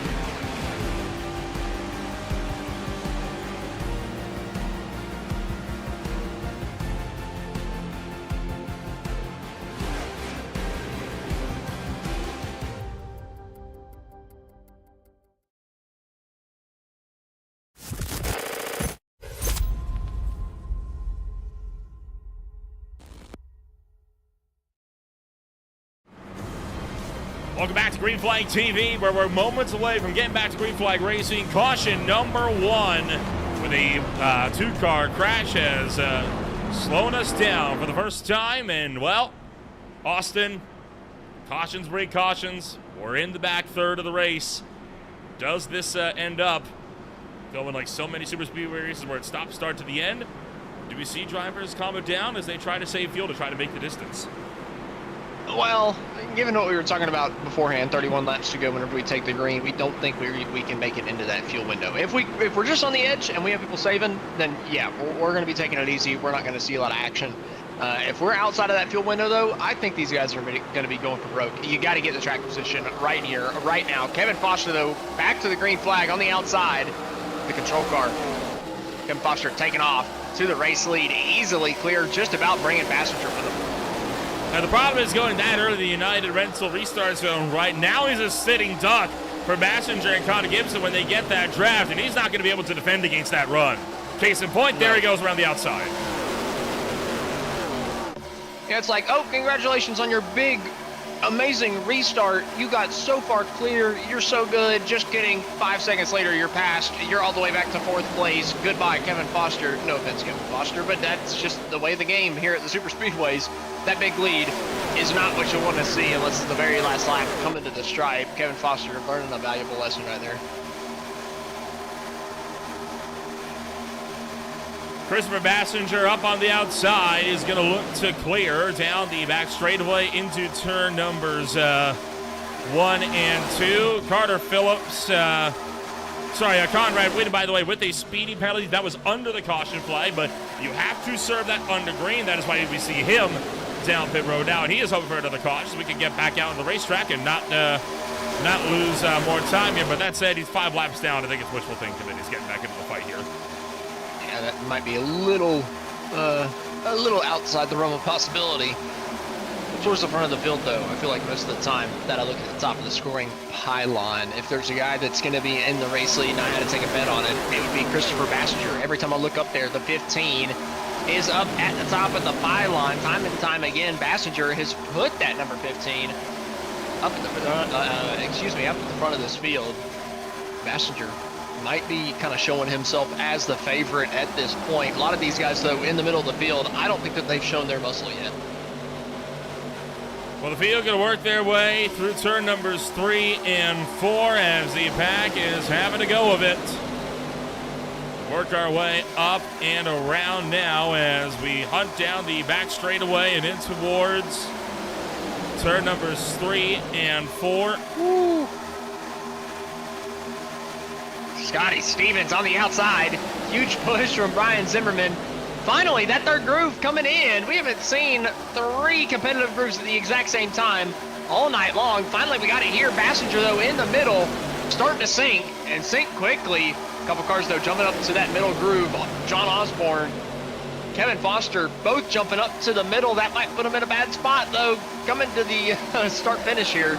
28 laps to go, 3 wide per second. So I think safe to say the fuel saving strategy is not on the mind right now. Yeah, I don't think anybody's saving fuel. I think that's a pretty safe bet at this point. I think that means that we are just outside of our window. So, yeah, no fuel saving because all these guys got to come back down and take a splash of fuel anyway. Scotty Stevens and Brian Zimmerman almost caught the outside wall out of turn 2. That could have been disastrous for them and the whole of the outside line. Look at Paul Satmary trying to side drive at the top. Dustin Pinkett trying to force his way into the middle line between Satmary and Tanner Marr. He'll do just that while the top 3 are pulling away. Jacob Locklear trying to get clear with 4th as well, but Stevens is fighting back up top. And we got a 4-car single file train up at the front of this field running in that middle line. Foster, Osborne, Bassinger, Jacob Locklear. Finally, Locklear with a challenger around that outside. Scotty Stevens continuing to lead this outside line. 4 cars still committed to the cause. 0-2 getting a push from the 22. Zimmerman all over the back bumper of Scotty down the back straightaway. Not able to make that much momentum there on that middle groove, though. Thorpe able to stay in the back bumper of Locklear in the middle, keeping that middle groove going. Oh, the 0-2 trying to hang on the right rear. Paul Satmary not going to be able to do it, though, and shaking up at the front. John Osborne, Kevin Foster missing out on this outside groove of the racetrack. Look at the bottom. Caught in no man's land. Dustin Ping on the bottom, flying on through. Wow, that inside lane is hauling down on the inside with Tanner Marr, one of the main pushers down there. We'll look for 25 to go at the line. As we continue to battle it up and around, Christopher Bassinger up towards the outside wall. Now the Alabama gang super stretch. He continues to lead, though, as Marr shoving him clear. I don't think we've mentioned Dustin Ping or Tanner Marr all night long, and then all of a sudden 26 laps to go, and Tanner Marr is shoving Ping all the way around this racetrack into the race lead on the bottom side. What a job here, the driver of the 44, getting both of these guys clear with an opportunity. Still, though, 25 laps to go. A lot of time for things to go wrong for a guy like Tanner Marr, who seems to be bitten by the bad luck bug this year. I'm not trying to jinx him, but 25 laps to go. I'm nervous with him running this high at the front of the field.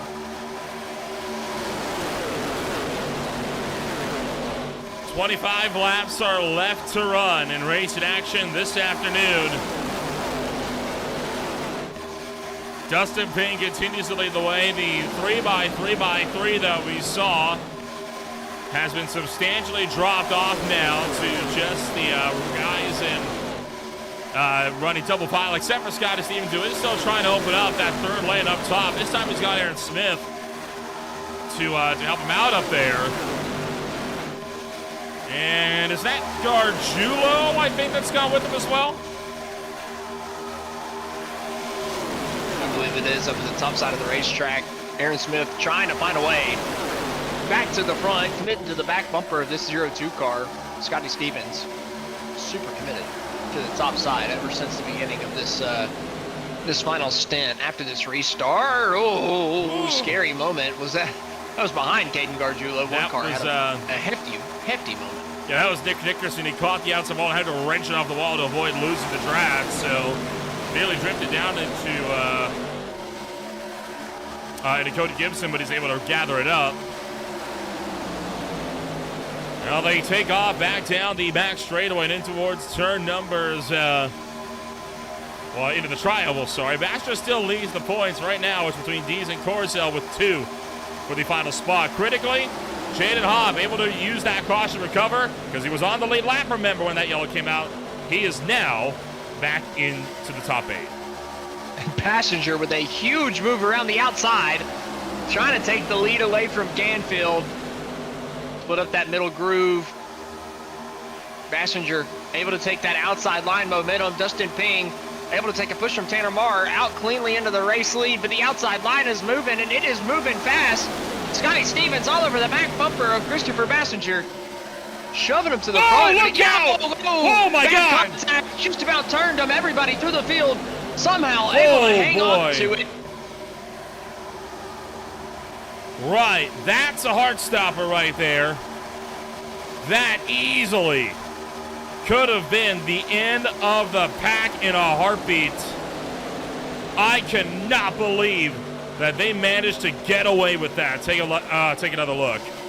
Probably should have been the big one. Instead, we get to re-stack them, re-rack them, and do it again here. Coming through turn 3 and 4. Scotty Stevens on the back bumper. Christopher Passenger, just one bump. That's all it took. It wasn't even a massive one. Just one bump to the right rear there of the 15. Shoots that was him down. moment 2 Good where we save. should have wrecked. Yeah, good save from Passenger in the first place off of Canfield. Then Aaron Smith somehow hanging on to it after him and Gargiulo have a bit of a moment. Checking up, trying not to wreck the guys in front. Somehow all these guys still in the draft, right? They didn't even lose this main pack. They're all still well in it. I mean, just look at Aaron Smith around the outside. And speaking of the outside, how about David Leakey in that number 84 getting a shove from Jonathan Canfield? Coming through, trying to take the race lead. 21 laps to go. Aaron Smith unfazed as he tries to hunt down the front runners. Meanwhile, Jacob Locklear going to go up to the outside as well. Canfield put 3 wide with Dustin Ping. David Leakey, you cannot block 3 lanes. Which one do you want to go with? He's going to go up high. That was a good call there from Leakey. Perfect time block on Jacob Locklear. Then comes right back down to the middle, taking the shove from Jonathan Canfield. David Leakey up the front of the field doing a good job so far. I mean, it's going to go down to the bottom though, and all of a sudden, that help is gone. Leakey just stuck in the sucker hole. This is a stupid game to be playing, right? You got 20 laps to go. You still got a pit stop left. This is not. Oh, there we go. Playing chicken too much, and you're going to fly too close to the sun. It's a big mess on the front straightaway. Multiple cars are in it. I don't think that is quite the big one, but Dustin Ping and Scotty Stevens involved, and what was I saying, right? That was real dumb that we were going and racing like that when you still had a whole pit stop cycle to go. Well, not anymore. Now you can come down, and it's a straight shot to the end. Yeah, you did literally just say, calm down, we don't need to be doing this, and all of a sudden, big contact there coming down into the tri-oval. It looked like, was it Leakey that got turned first? No, it was Stevens. I couldn't quite tell if, oh, excuse me. Scotty Stevens getting turned from by Leakey. Leakey came up the racetrack ever so slightly as Stevens was coming down a little bit heavier. He turned himself across the nose of Leakey. And then Michael Keithley involved. Dustin Ping, lots of damage. Eddie Hagee, I believe some damage to the front end. Ends up being a pretty decent accident down the front straightaway here. Connor Gibson got involved. Brian Zimmerman got collected. And, of course, Ella's going to get into it pretty heftily. Eddie Hagee going to go up. I think Hagee actually managed to avoid a spinning David Leakey up top. Somehow throughout the carnage.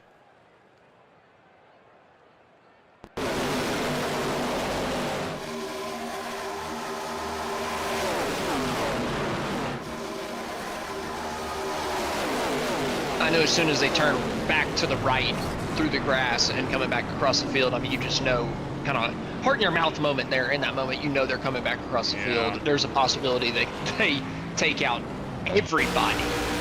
Honestly, pretty lucky for most of these guys that only end up being as many cars as it was, because that could have taken out the entire field. Eddie Hagee right on board as rebounded off of Brian Zimmerman, locks it down, and just avoids the melee.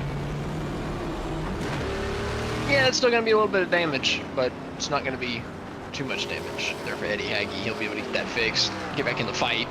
But this does get us to that point where we can make it to the end of the race on gas. So definitely going to be 100%. If we weren't 100% racing balls to the wall beforehand, we definitely will be after this pit stop.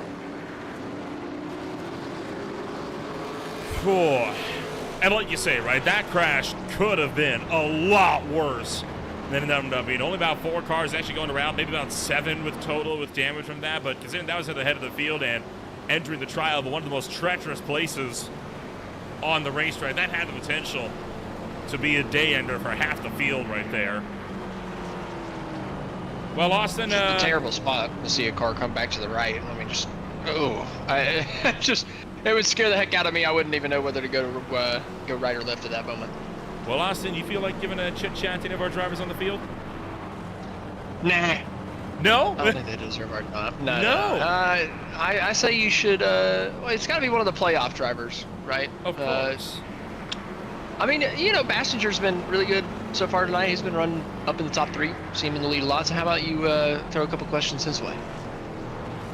I'll give a chit chat with the Golden Guardian Autosport number 15 here. He currently runs 3rd on the racetrack. Chris, it's been a bit of a wild race here this afternoon, but so far you managed to keep it out of the main lane up front. Do you reckon your luck's going to continue to hold out in the back 17 laps here?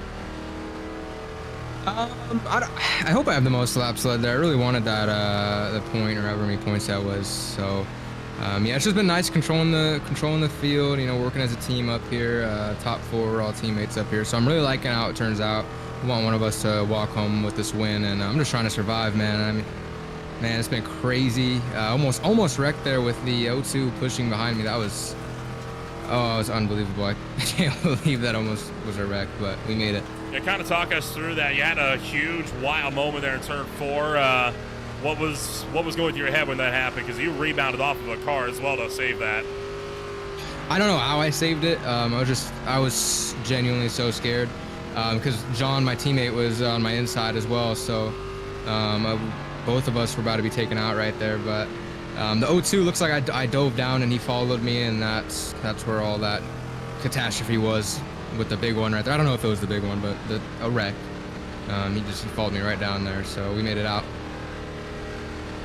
I think we've decided on whether or not was that the big one or not. The answer is a solid perhaps. So, well, we'll wish the best of luck out there in the restart, and good luck in this one.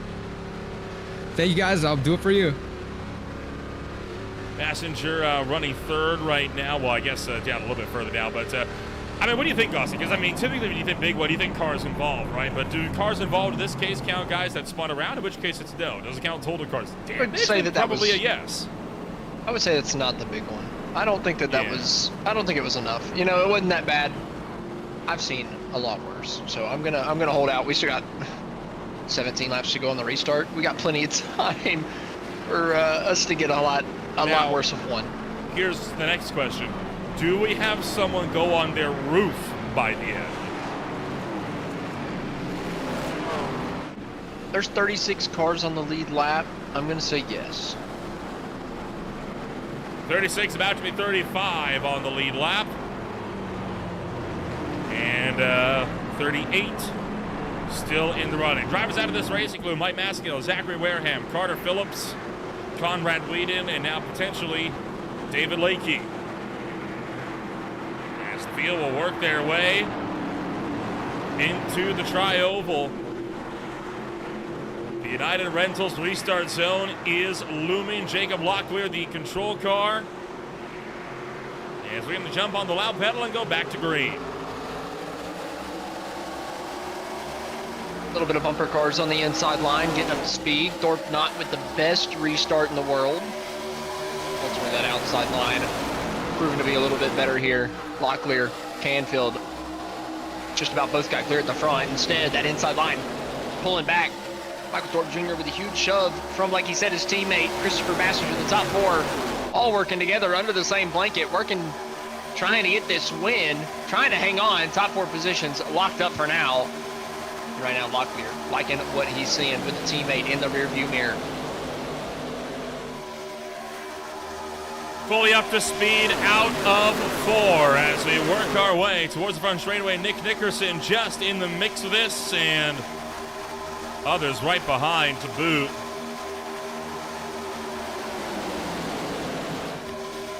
And here we go, 3 wide. Ty Marasco going to pull the trigger up top with Eddie Hagee, with Nicholas Lavelle and Bob Berry and more. Third lane coming into play up top.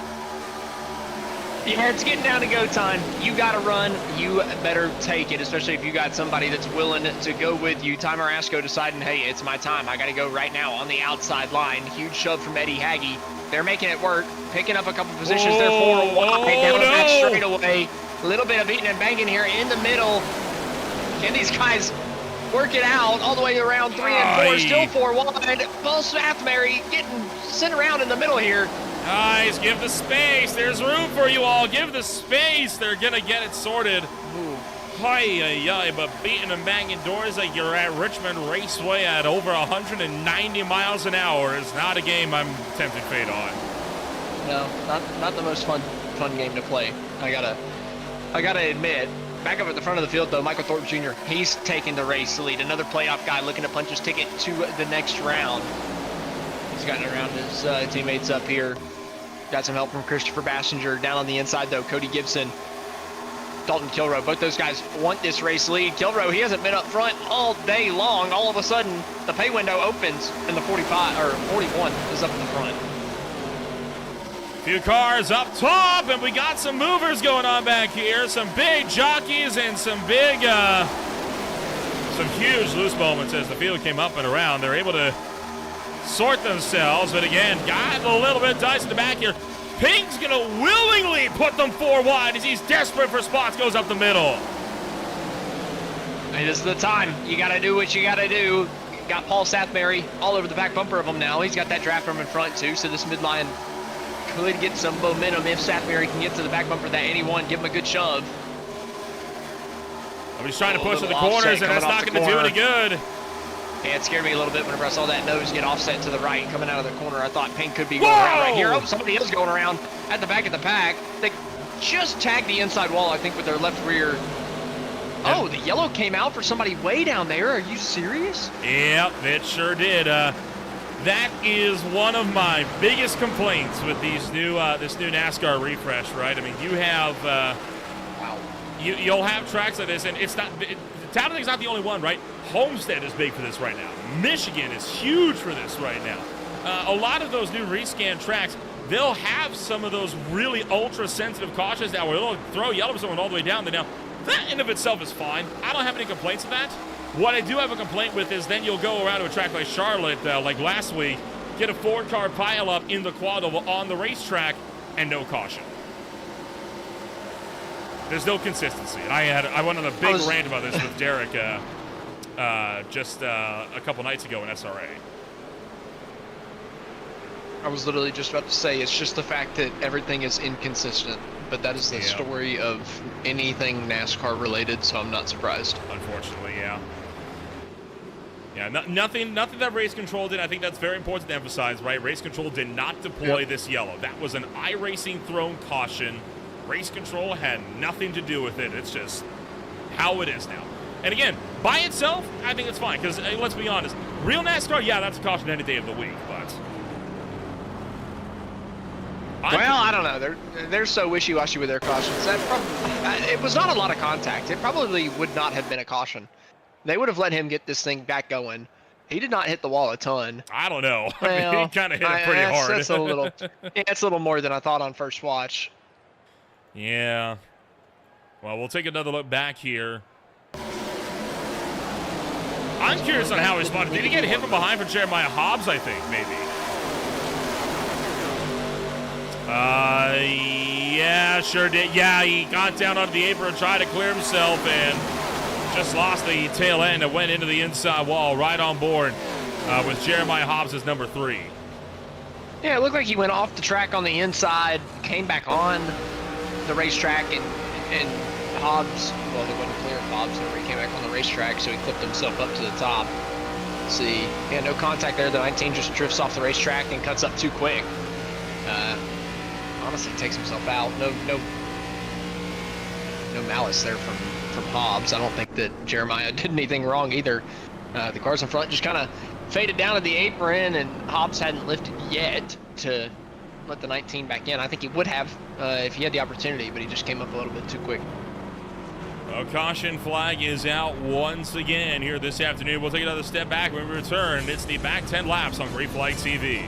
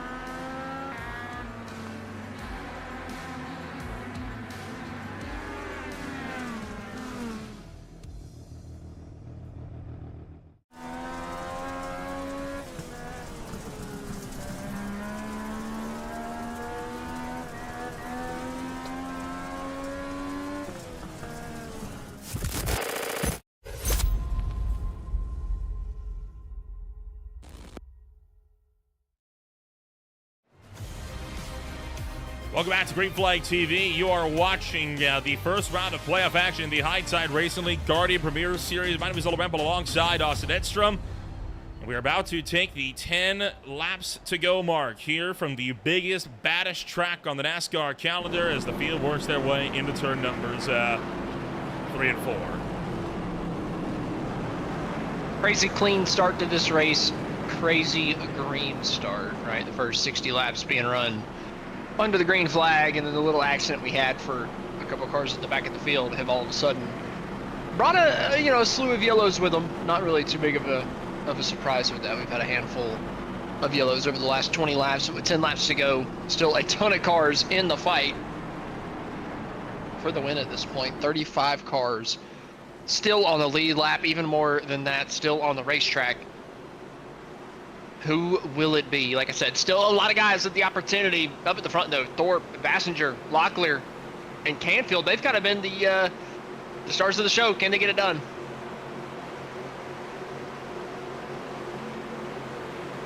Into the United Rentals restart zone. Green flag back into the air. Michael Thorpe Jr. taking off, and I don't like that lead. I really don't like that lead. He might get eaten up here by Bassinger. Nope, you know what? Played it smart. He dragged the brake a little bit, allowed Locklear to catch back up to him before the draft become too big into play. That was some smart driving to ensure that he wouldn't get beaten up like that. Those guys were still side by side in his mirror, so he was able to kind of back it up to him. Then the 96 got to the back bumper, pushed both of them clear of Christopher Bassinger. Now both those guys have found their teammate up on the top side of the racetrack. 1, 2, 3, all under the same banner, but now they're stuck in the middle. Cody Gibson looking to the outside. He's trying to take the fight to these guys. Meanwhile, 3 wide behind. Satmary landed on the door of Ryan Philbrick. Meanwhile, Kaden Gargiulo down to the bottom side, going to get clear of the 3 wide melee. Aaron Smith is in the mix of this. Cody Gibson still up top. He's going to get blocked off by Michael Thorpe Jr. Not going to be able to take the run up top this time by. Or will he? Because he wants to go up top, and Dalton Kiro's going to go with him. My lord, where in the world did Cody Gibson just come from? Where did that run come from? And as quick as it came, it's already gone. Look at the inside. Jacob Locklear flying by with a push from his teammate, Christopher Bassinger, Kilroe, Gibson. They have a falling out up top. And now it's 3 wide all throughout the field here at Talladega. Almost 4 in the background as Aaron Smith tried to have a go at it. Meanwhile, Locklear now leading the way as they look for 8 to go at the stripe. Fully up to speed, and everyone's 3 by 3 all the way back. You know we're not done wrecking yet. There's got to be one more, even if it comes on the white flag line, but there's no way we go to the end. Oh, we might end up being 4 wide through the trial. 4 by 4 wide! Smith with Nick Nickerson, but those guys stuck in the middle. Dalton Kilroe up top. 4 wide, this is it right here. 2 rows deep. Cody Gibson stuck on the outside. Behind! Eddie Haggy getting turned. Oh, and a couple cars going spinning. Dustin Ping, Brian Zimmerman, huge contact. No caution. There we go. Okay, I was about to say, if you're going to throw a caution for one car that far down, you're not throwing yellow for a 3-car pile in turn 2. I was about to riot. But the yellow does come out. Albeit extremely delayed. Yeah, it was a little offbeat. We got a pretty quick caution for a car way off the racetrack, and that one took a second.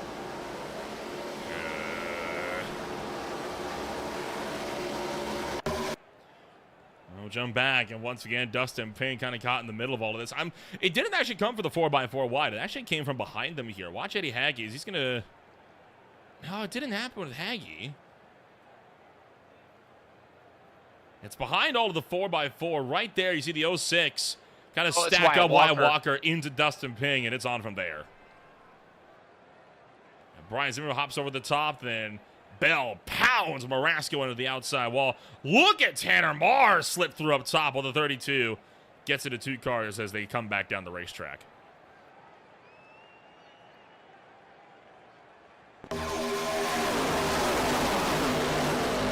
Yeah, that's going to be a race ender for a few of these guys here. A couple rows of 4 wide, kind of putting off some guys behind, and all of a sudden causing this year here between Ping and Wyatt Walker.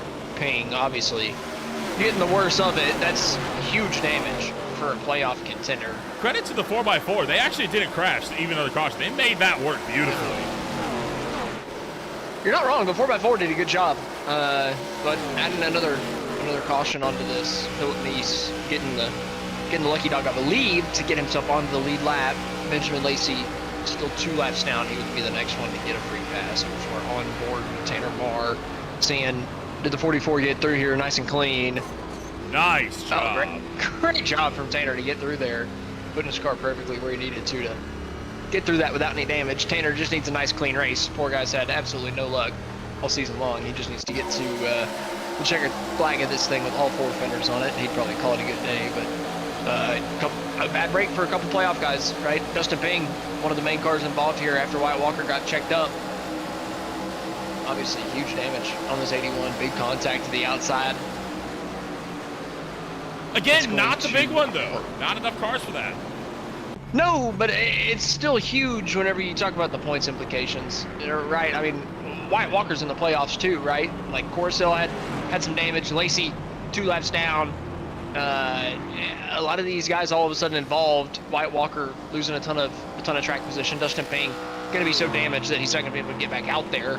Hobbs has been running towards the back for most of this race. Not quite sure what's been up with Jeremiah Hobbs, right? So like the point standings have shaken up tremendously since the start of this, especially here recently with what we've been seeing. I'm kind of surprised to see these all the way back in 10th. And one driver I would feel remiss if I didn't point out, right? Jaden Hopp. What a comeback in the points for this race, right? He started up in the points lead at the top of the night, remember. had that mistake coming down pit road. It was a speeding penalty. Sorry, an unsafe penalty on the way in. That caused him to go a lap down. He dropped to 11th of the points, fought his way back to the lead lap, lucked out with a caution, slowly drove his way back, and now he's running 7th and only 2 points off Bastard once again for the points lead. So again, like I said when that first happened, right, it's a long race, and a lot can happen still. You need a couple things to go your way, right? You keep your head in the game, give yourself an opportunity if the caution falls at the right time. It did for Jaden Hopp. He got his lap back, and he's used his other cautions, used some opportunities under the green flag to pick up some spots, get himself back up towards the front of this field, and give himself an opportunity to punch his ticket to the next round of the playoffs, or just have a really good point stay, like it looks like he's going to have as of now. But you know what? We're going to go racing with 4 laps to go at Talladega. That's plenty of laps to tear up some race cars. So those points probably not done changing, even with only 4 laps to go on the green. It is also the last possible caution flag that we can have before this race ends up going into overtime as well. One more yellow and we're into extra laps here. Green, white, checkers. They're coming, and they're coming soon. I gotta feel like we're gonna have to use at least one. I'd be shocked if we don't use at least one green, white, checker.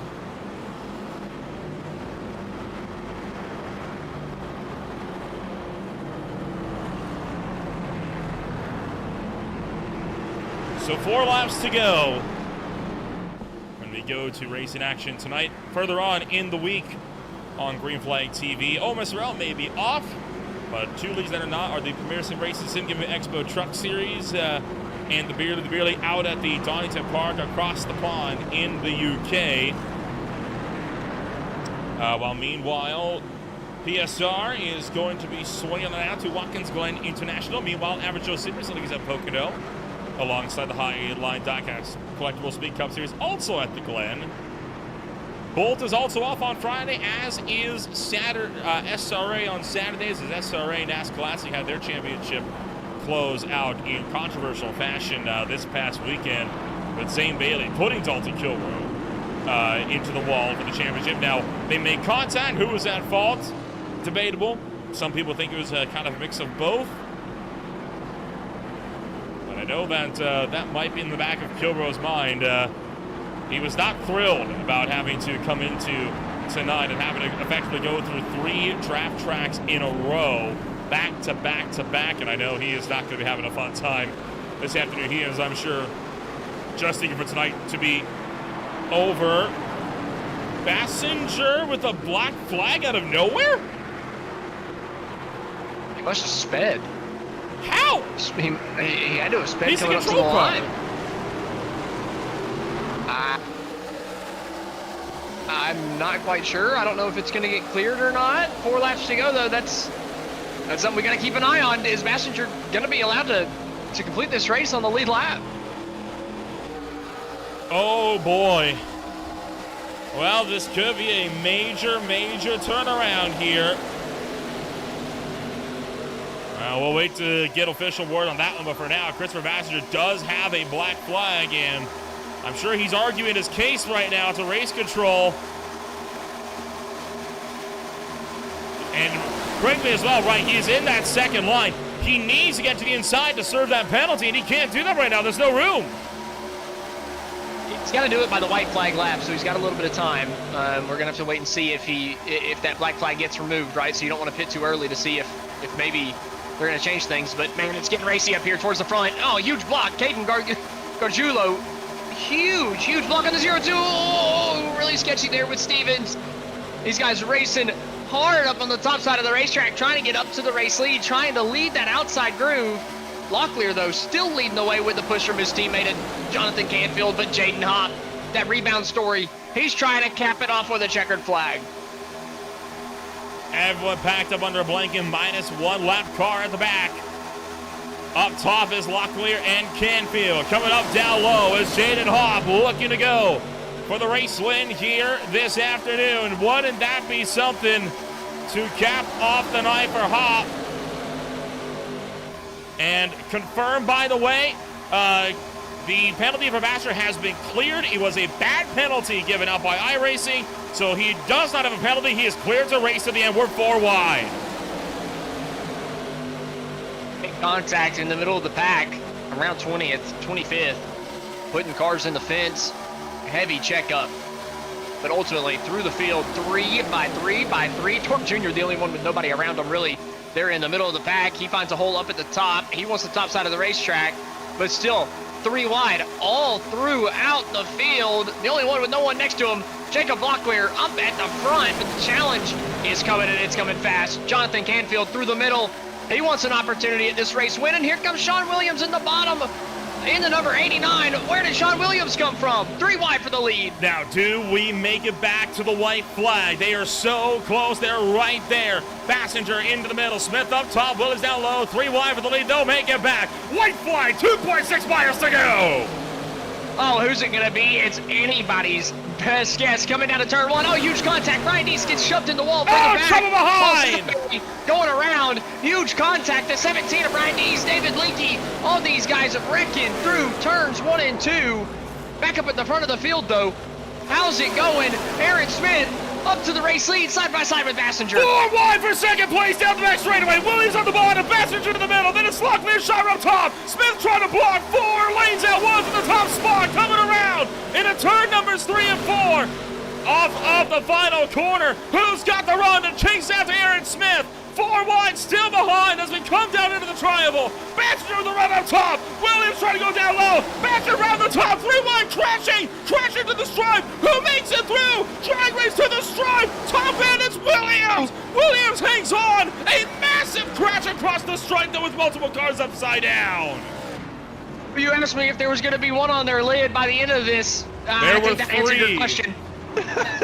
That answered your question. I mean, just way too many cars trying to all put their car in the bottom lane, coming through the tri-oval, and ultimately Sean Williams held on the best going through the grass to be able to hang on to that number 89 and score the win. As about 20 cars right behind him. And guess what? In his 50th start, it is his maiden win in the High Tide Racing League. Oh, I can't wait to see what that wreck did to the playoff standings. Walker, who was in one of the wrecks earlier, ended up finishing 6th with Connor Gibson in 5th. Jaden Hopp up in 3rd, the highest of the playoff cars. So those are your top 3 highest playoff cars. That's going to be a big shakeup in the points. Yeah, we have a lot to look over on that final lap. I think it is safe to say. We're going to be spending a good several minutes looking at everything that went down there on that final lap. Sean Williams, was huge. Oh my gosh, no kidding. Sean Williams here will burn it down. A happy camper on the front straightaway and a well-deserved win for the 89. I mean, he put himself in position, right? That's what these super speedway races come down to. He got himself on the bottom, 3 wide, for the race lead, coming to the stripe, and that's all you can do. All you can do is give yourself an opportunity. The guys up top wanted to come down the racetrack. They took a little bit too much of the racetrack. That let that number 89 of Sean Williams to come through on the bottom. He got some contact, able to hang on to the race car, able to avoid pit lane for the penalty. Good. And able to come through. Never mind. To get the checkered flag. Well, he had good form. Got to talk on Marks now, going into the outside wall several times, trying to burn it down against the outside wall. Let's start to break down what happened here on the final lap of this race. We'll try to look first and foremost for Brian Dees, as right there he rebounded with Paul Satmary. Jeremiah Hobbs got pushed into it, up into the outside wall. Kilrow, Sikorsky, Lakey all piled up. Lakey was up on 2 wheels, and Brian Dees ended up riding along the outside wall. Kevin Foster got into that big time as well. And then he's going to roll onto his roof and slide all the way down the racetrack. And he'll finish this race upside down. At 1 lap down, he did not make it back to the checkered flag. You saw Kilrow was involved in that as well. Jeremiah Hobbs. The running order got flipped pretty heavily there in the last lap. A couple other playoff contenders finishing towards the back as well. So that's, I'm telling you, the playoff order is going to be all jumbled up after It's going to be something. I mean, I think that is safe to say here. I don't know if I've seen a bigger wreck coming to the start-finish line. That is. Look at this. I just can't stop watching. This is insane. So they get sideways there. It was Canfield that hooked Passenger. Sean Williams pushed below the yellow line. I don't think he'll be penalized for that because he got forced down there, quite literally, into the grass. And the whole field just falls apart as they come around to the front straightaway. Look at Bob Berry taking flight. The 97 4 took cars flight. make it through. Nick Nickerson getting up into the air. 4 cars made it through, the rest of them involved. And shockingly, none of them actually went upside down. I thought people went up and over. They did not. Up on 2 wheels, yes. Up into the air, yes. But no one flipped upside down. Well, Brian Dees did earlier in the lap, so I'm still counting it. Oh, of course. Yeah, absolutely. But not in this big wreck on the you're final talking lap, about, is this the big one? Is this the big one? No, this is one the big was. one, buddy. This was definitely the big one. Gosh. Unbelievable. John Coming Williams to will the take it, though. They stride. all count the same. Look at this from up top.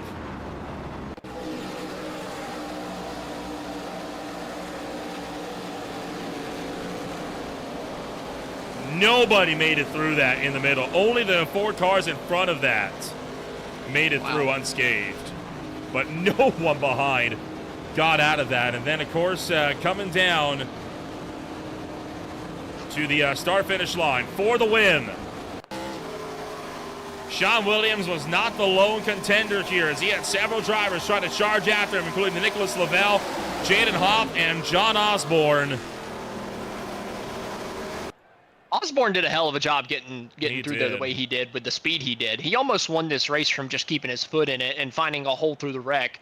That was a Yeah, heck of a right. job from the number 5. Williams just barely hangs on, but boy, I mean, you can tell Osborne was hauling the mail, and what a finish to racing action here this afternoon. A wild one indeed, and well, they finish out like this at the tail end of a wild finish here this afternoon. Did the Sean Williams up to take the win, John Osborne in second, and Jaden Hopp, of all people, to come home with the points after this one. He'll be the one to do it, as he's going to be coming home third at the end of the night after being a lap down from a penalty. Nicholas Lavelle comes home fourth, Connor Gibson in fifth, Wyatt Walker, playoff driver, in sixth. Huge points for Walker. He made it in by luck, and now this could be his ticket into the round of 8. Mike Keithley in seventh, Ashmore in eighth, Locklear and Barry for the top 10.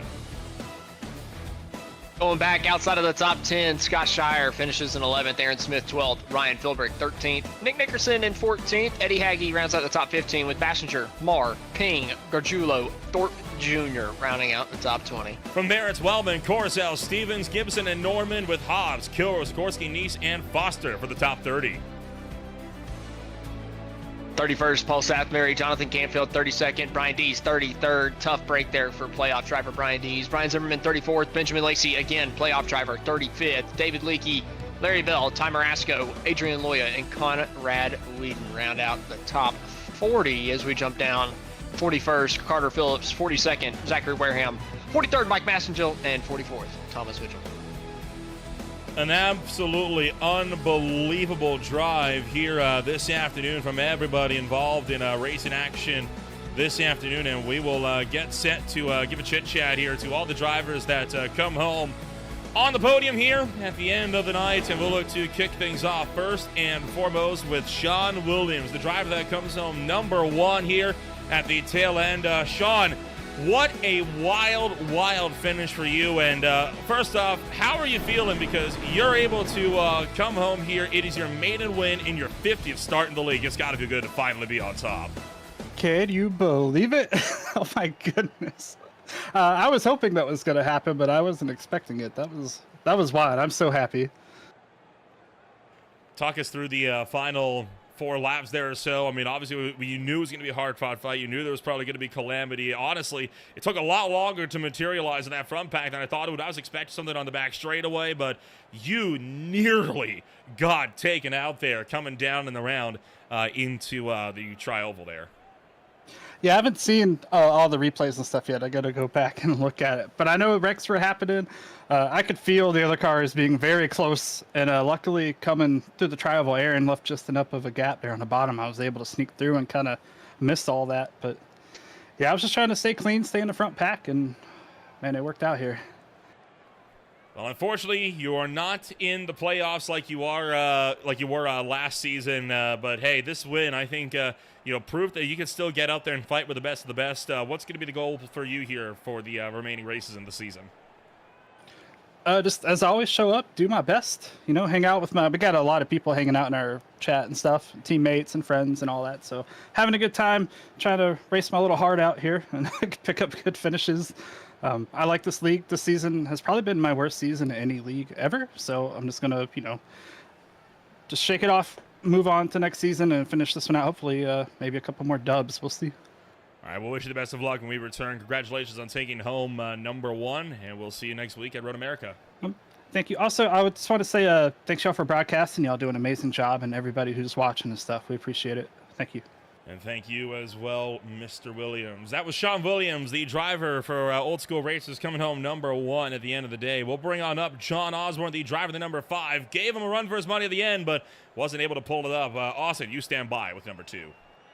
Yeah, man, John, a very, very feisty finish the last couple of laps. A lot of guys beating and banging, a lot of door slamming, a lot of spins there coming to the checkered flag. What did you see out of your windshield? Because from the replays, it looks like you squeezed through a hole there, kept your foot in it, and just about came away with the trophy. Gosh, man. Well, I had said, when we were about to take the green, I was like, hey, I think I'm just going to stay on the bottom. I feel like it's probably the safest place. And, Ben said that, the top's probably going to be where it's going to be won from. I'm like, well, I'm just going to stay on the bottom, and we'll just see what happens. And so I stuck to my guns, and oh, boy, it didn't pay off.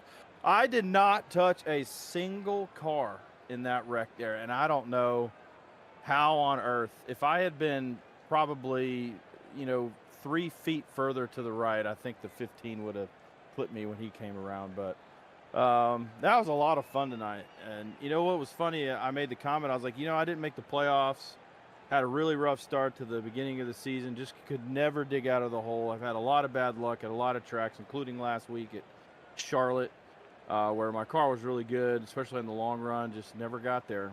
But I made the comment, I was like, man, I'm probably gonna have my best finish of the whole season tonight because I'm not in the playoffs. And sure enough. Well, John, you've been really fast all year long. I feel like you've been up in the top 10. We've seen you on broadcast time and time again this year, being up towards the front of the field. Just haven't really had the races go your way. I feel like we could say that for a lot of guys in the field this season. It's been a season of attrition in a lot of ways. But either way, after today, you coming home second, having a good run. Like you said, having the speed in other weeks, what does this do for your confidence moving forward the rest of the year? Like, what do you expect? Do you think you can, I don't know, maybe put that number 5 one car further up on the podium? Man, I would love to. Talladega and Daytona, any of the super speedways, anybody can win there. There is some skill involved. You got to put yourself in the right place late. Well, I definitely was not in the right place late, but as far as confidence goes, I've had pretty high confidence all season. It's just, like you said, this is a very competitive league, and I just, have gotten caught up in one thing or another so many times this season, where I just haven't, been able to finish. Yeah, confidence is great, but it's kind of hard at a super speedway. If we were at a 1.5 mile or short track and I was able to do it there, then I'd be like, all right, maybe I can squeak one out here. There's so much talent in here with Aaron and Jaden and Dalton and a lot of those guys. It's just, even guys on my own team, Nick and Ben, it's just really tough. But, happy that we got the finish tonight. Want to, thank them for letting me be on their team. Yeah. Now we go to a tough road course next week, and I don't know. I'm not really great on road courses, but maybe we can just keep it on the track and maybe squeak out a top 10 just by staying without damage, I guess. Well, John, we're looking forward to seeing if you can do that next week. And like I said, I'm looking forward to seeing if you can get that victory, that elusive win, by the time that we put a curtain call on the season towards the end of it. So nonetheless, congratulations on the second place tonight, and looking forward to seeing if you can do a little bit better. Maybe not next week, like you said, the road course, a little strange, but a little bit later on. Yeah, definitely not next week. Yeah, if I were to win next week, you guys should probably check my IP address. The world's ending. Yeah, something has happened. If I just learn how to brake with my left foot, then I might be okay. But grew up my whole life, just driving with one foot. Thanks, Dad, taught me how to drive a car right. But give a shout out to my mom and dad. I appreciate them watching every single race that I run. So, I want to thank them, and I got to shout you guys out up here in the booth. I think this is the first time I've ever been in here, so it's a lot of fun. And thanks to Ben and everybody who puts on such a competitive league here at High Tide. Yeah, man, looking forward to next week and see if I can just keep it on the racing surface. Congrats again, John, and looking forward to seeing if we can talk to you a little bit more coming forward. Looking forward to it. Appreciate it, guys. Hope you all have a great rest of your week.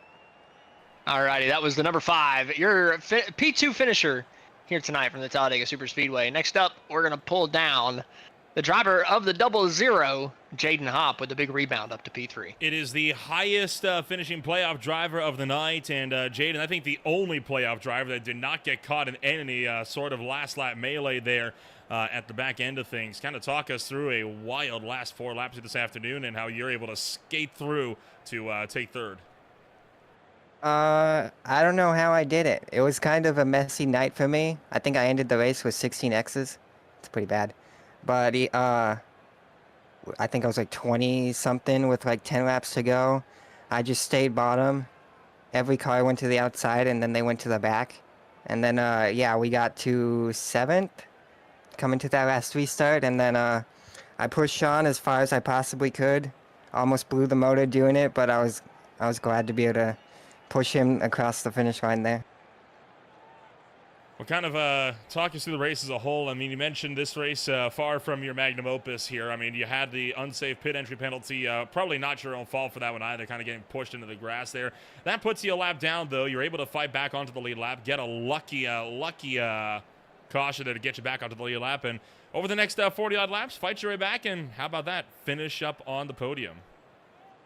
Yeah, you pretty much. I'm just glad to have survived the race, especially after the penalty, and yeah, just glad to survive the race, make it out of here in a good points position, so I don't have to make anything happen in Road America or Iowa. Well, we wish you the best of luck when we go racing again next week at Road America. Congratulations on taking home number 3, and we'll see you next time. Thank you very much. I hope to see you there.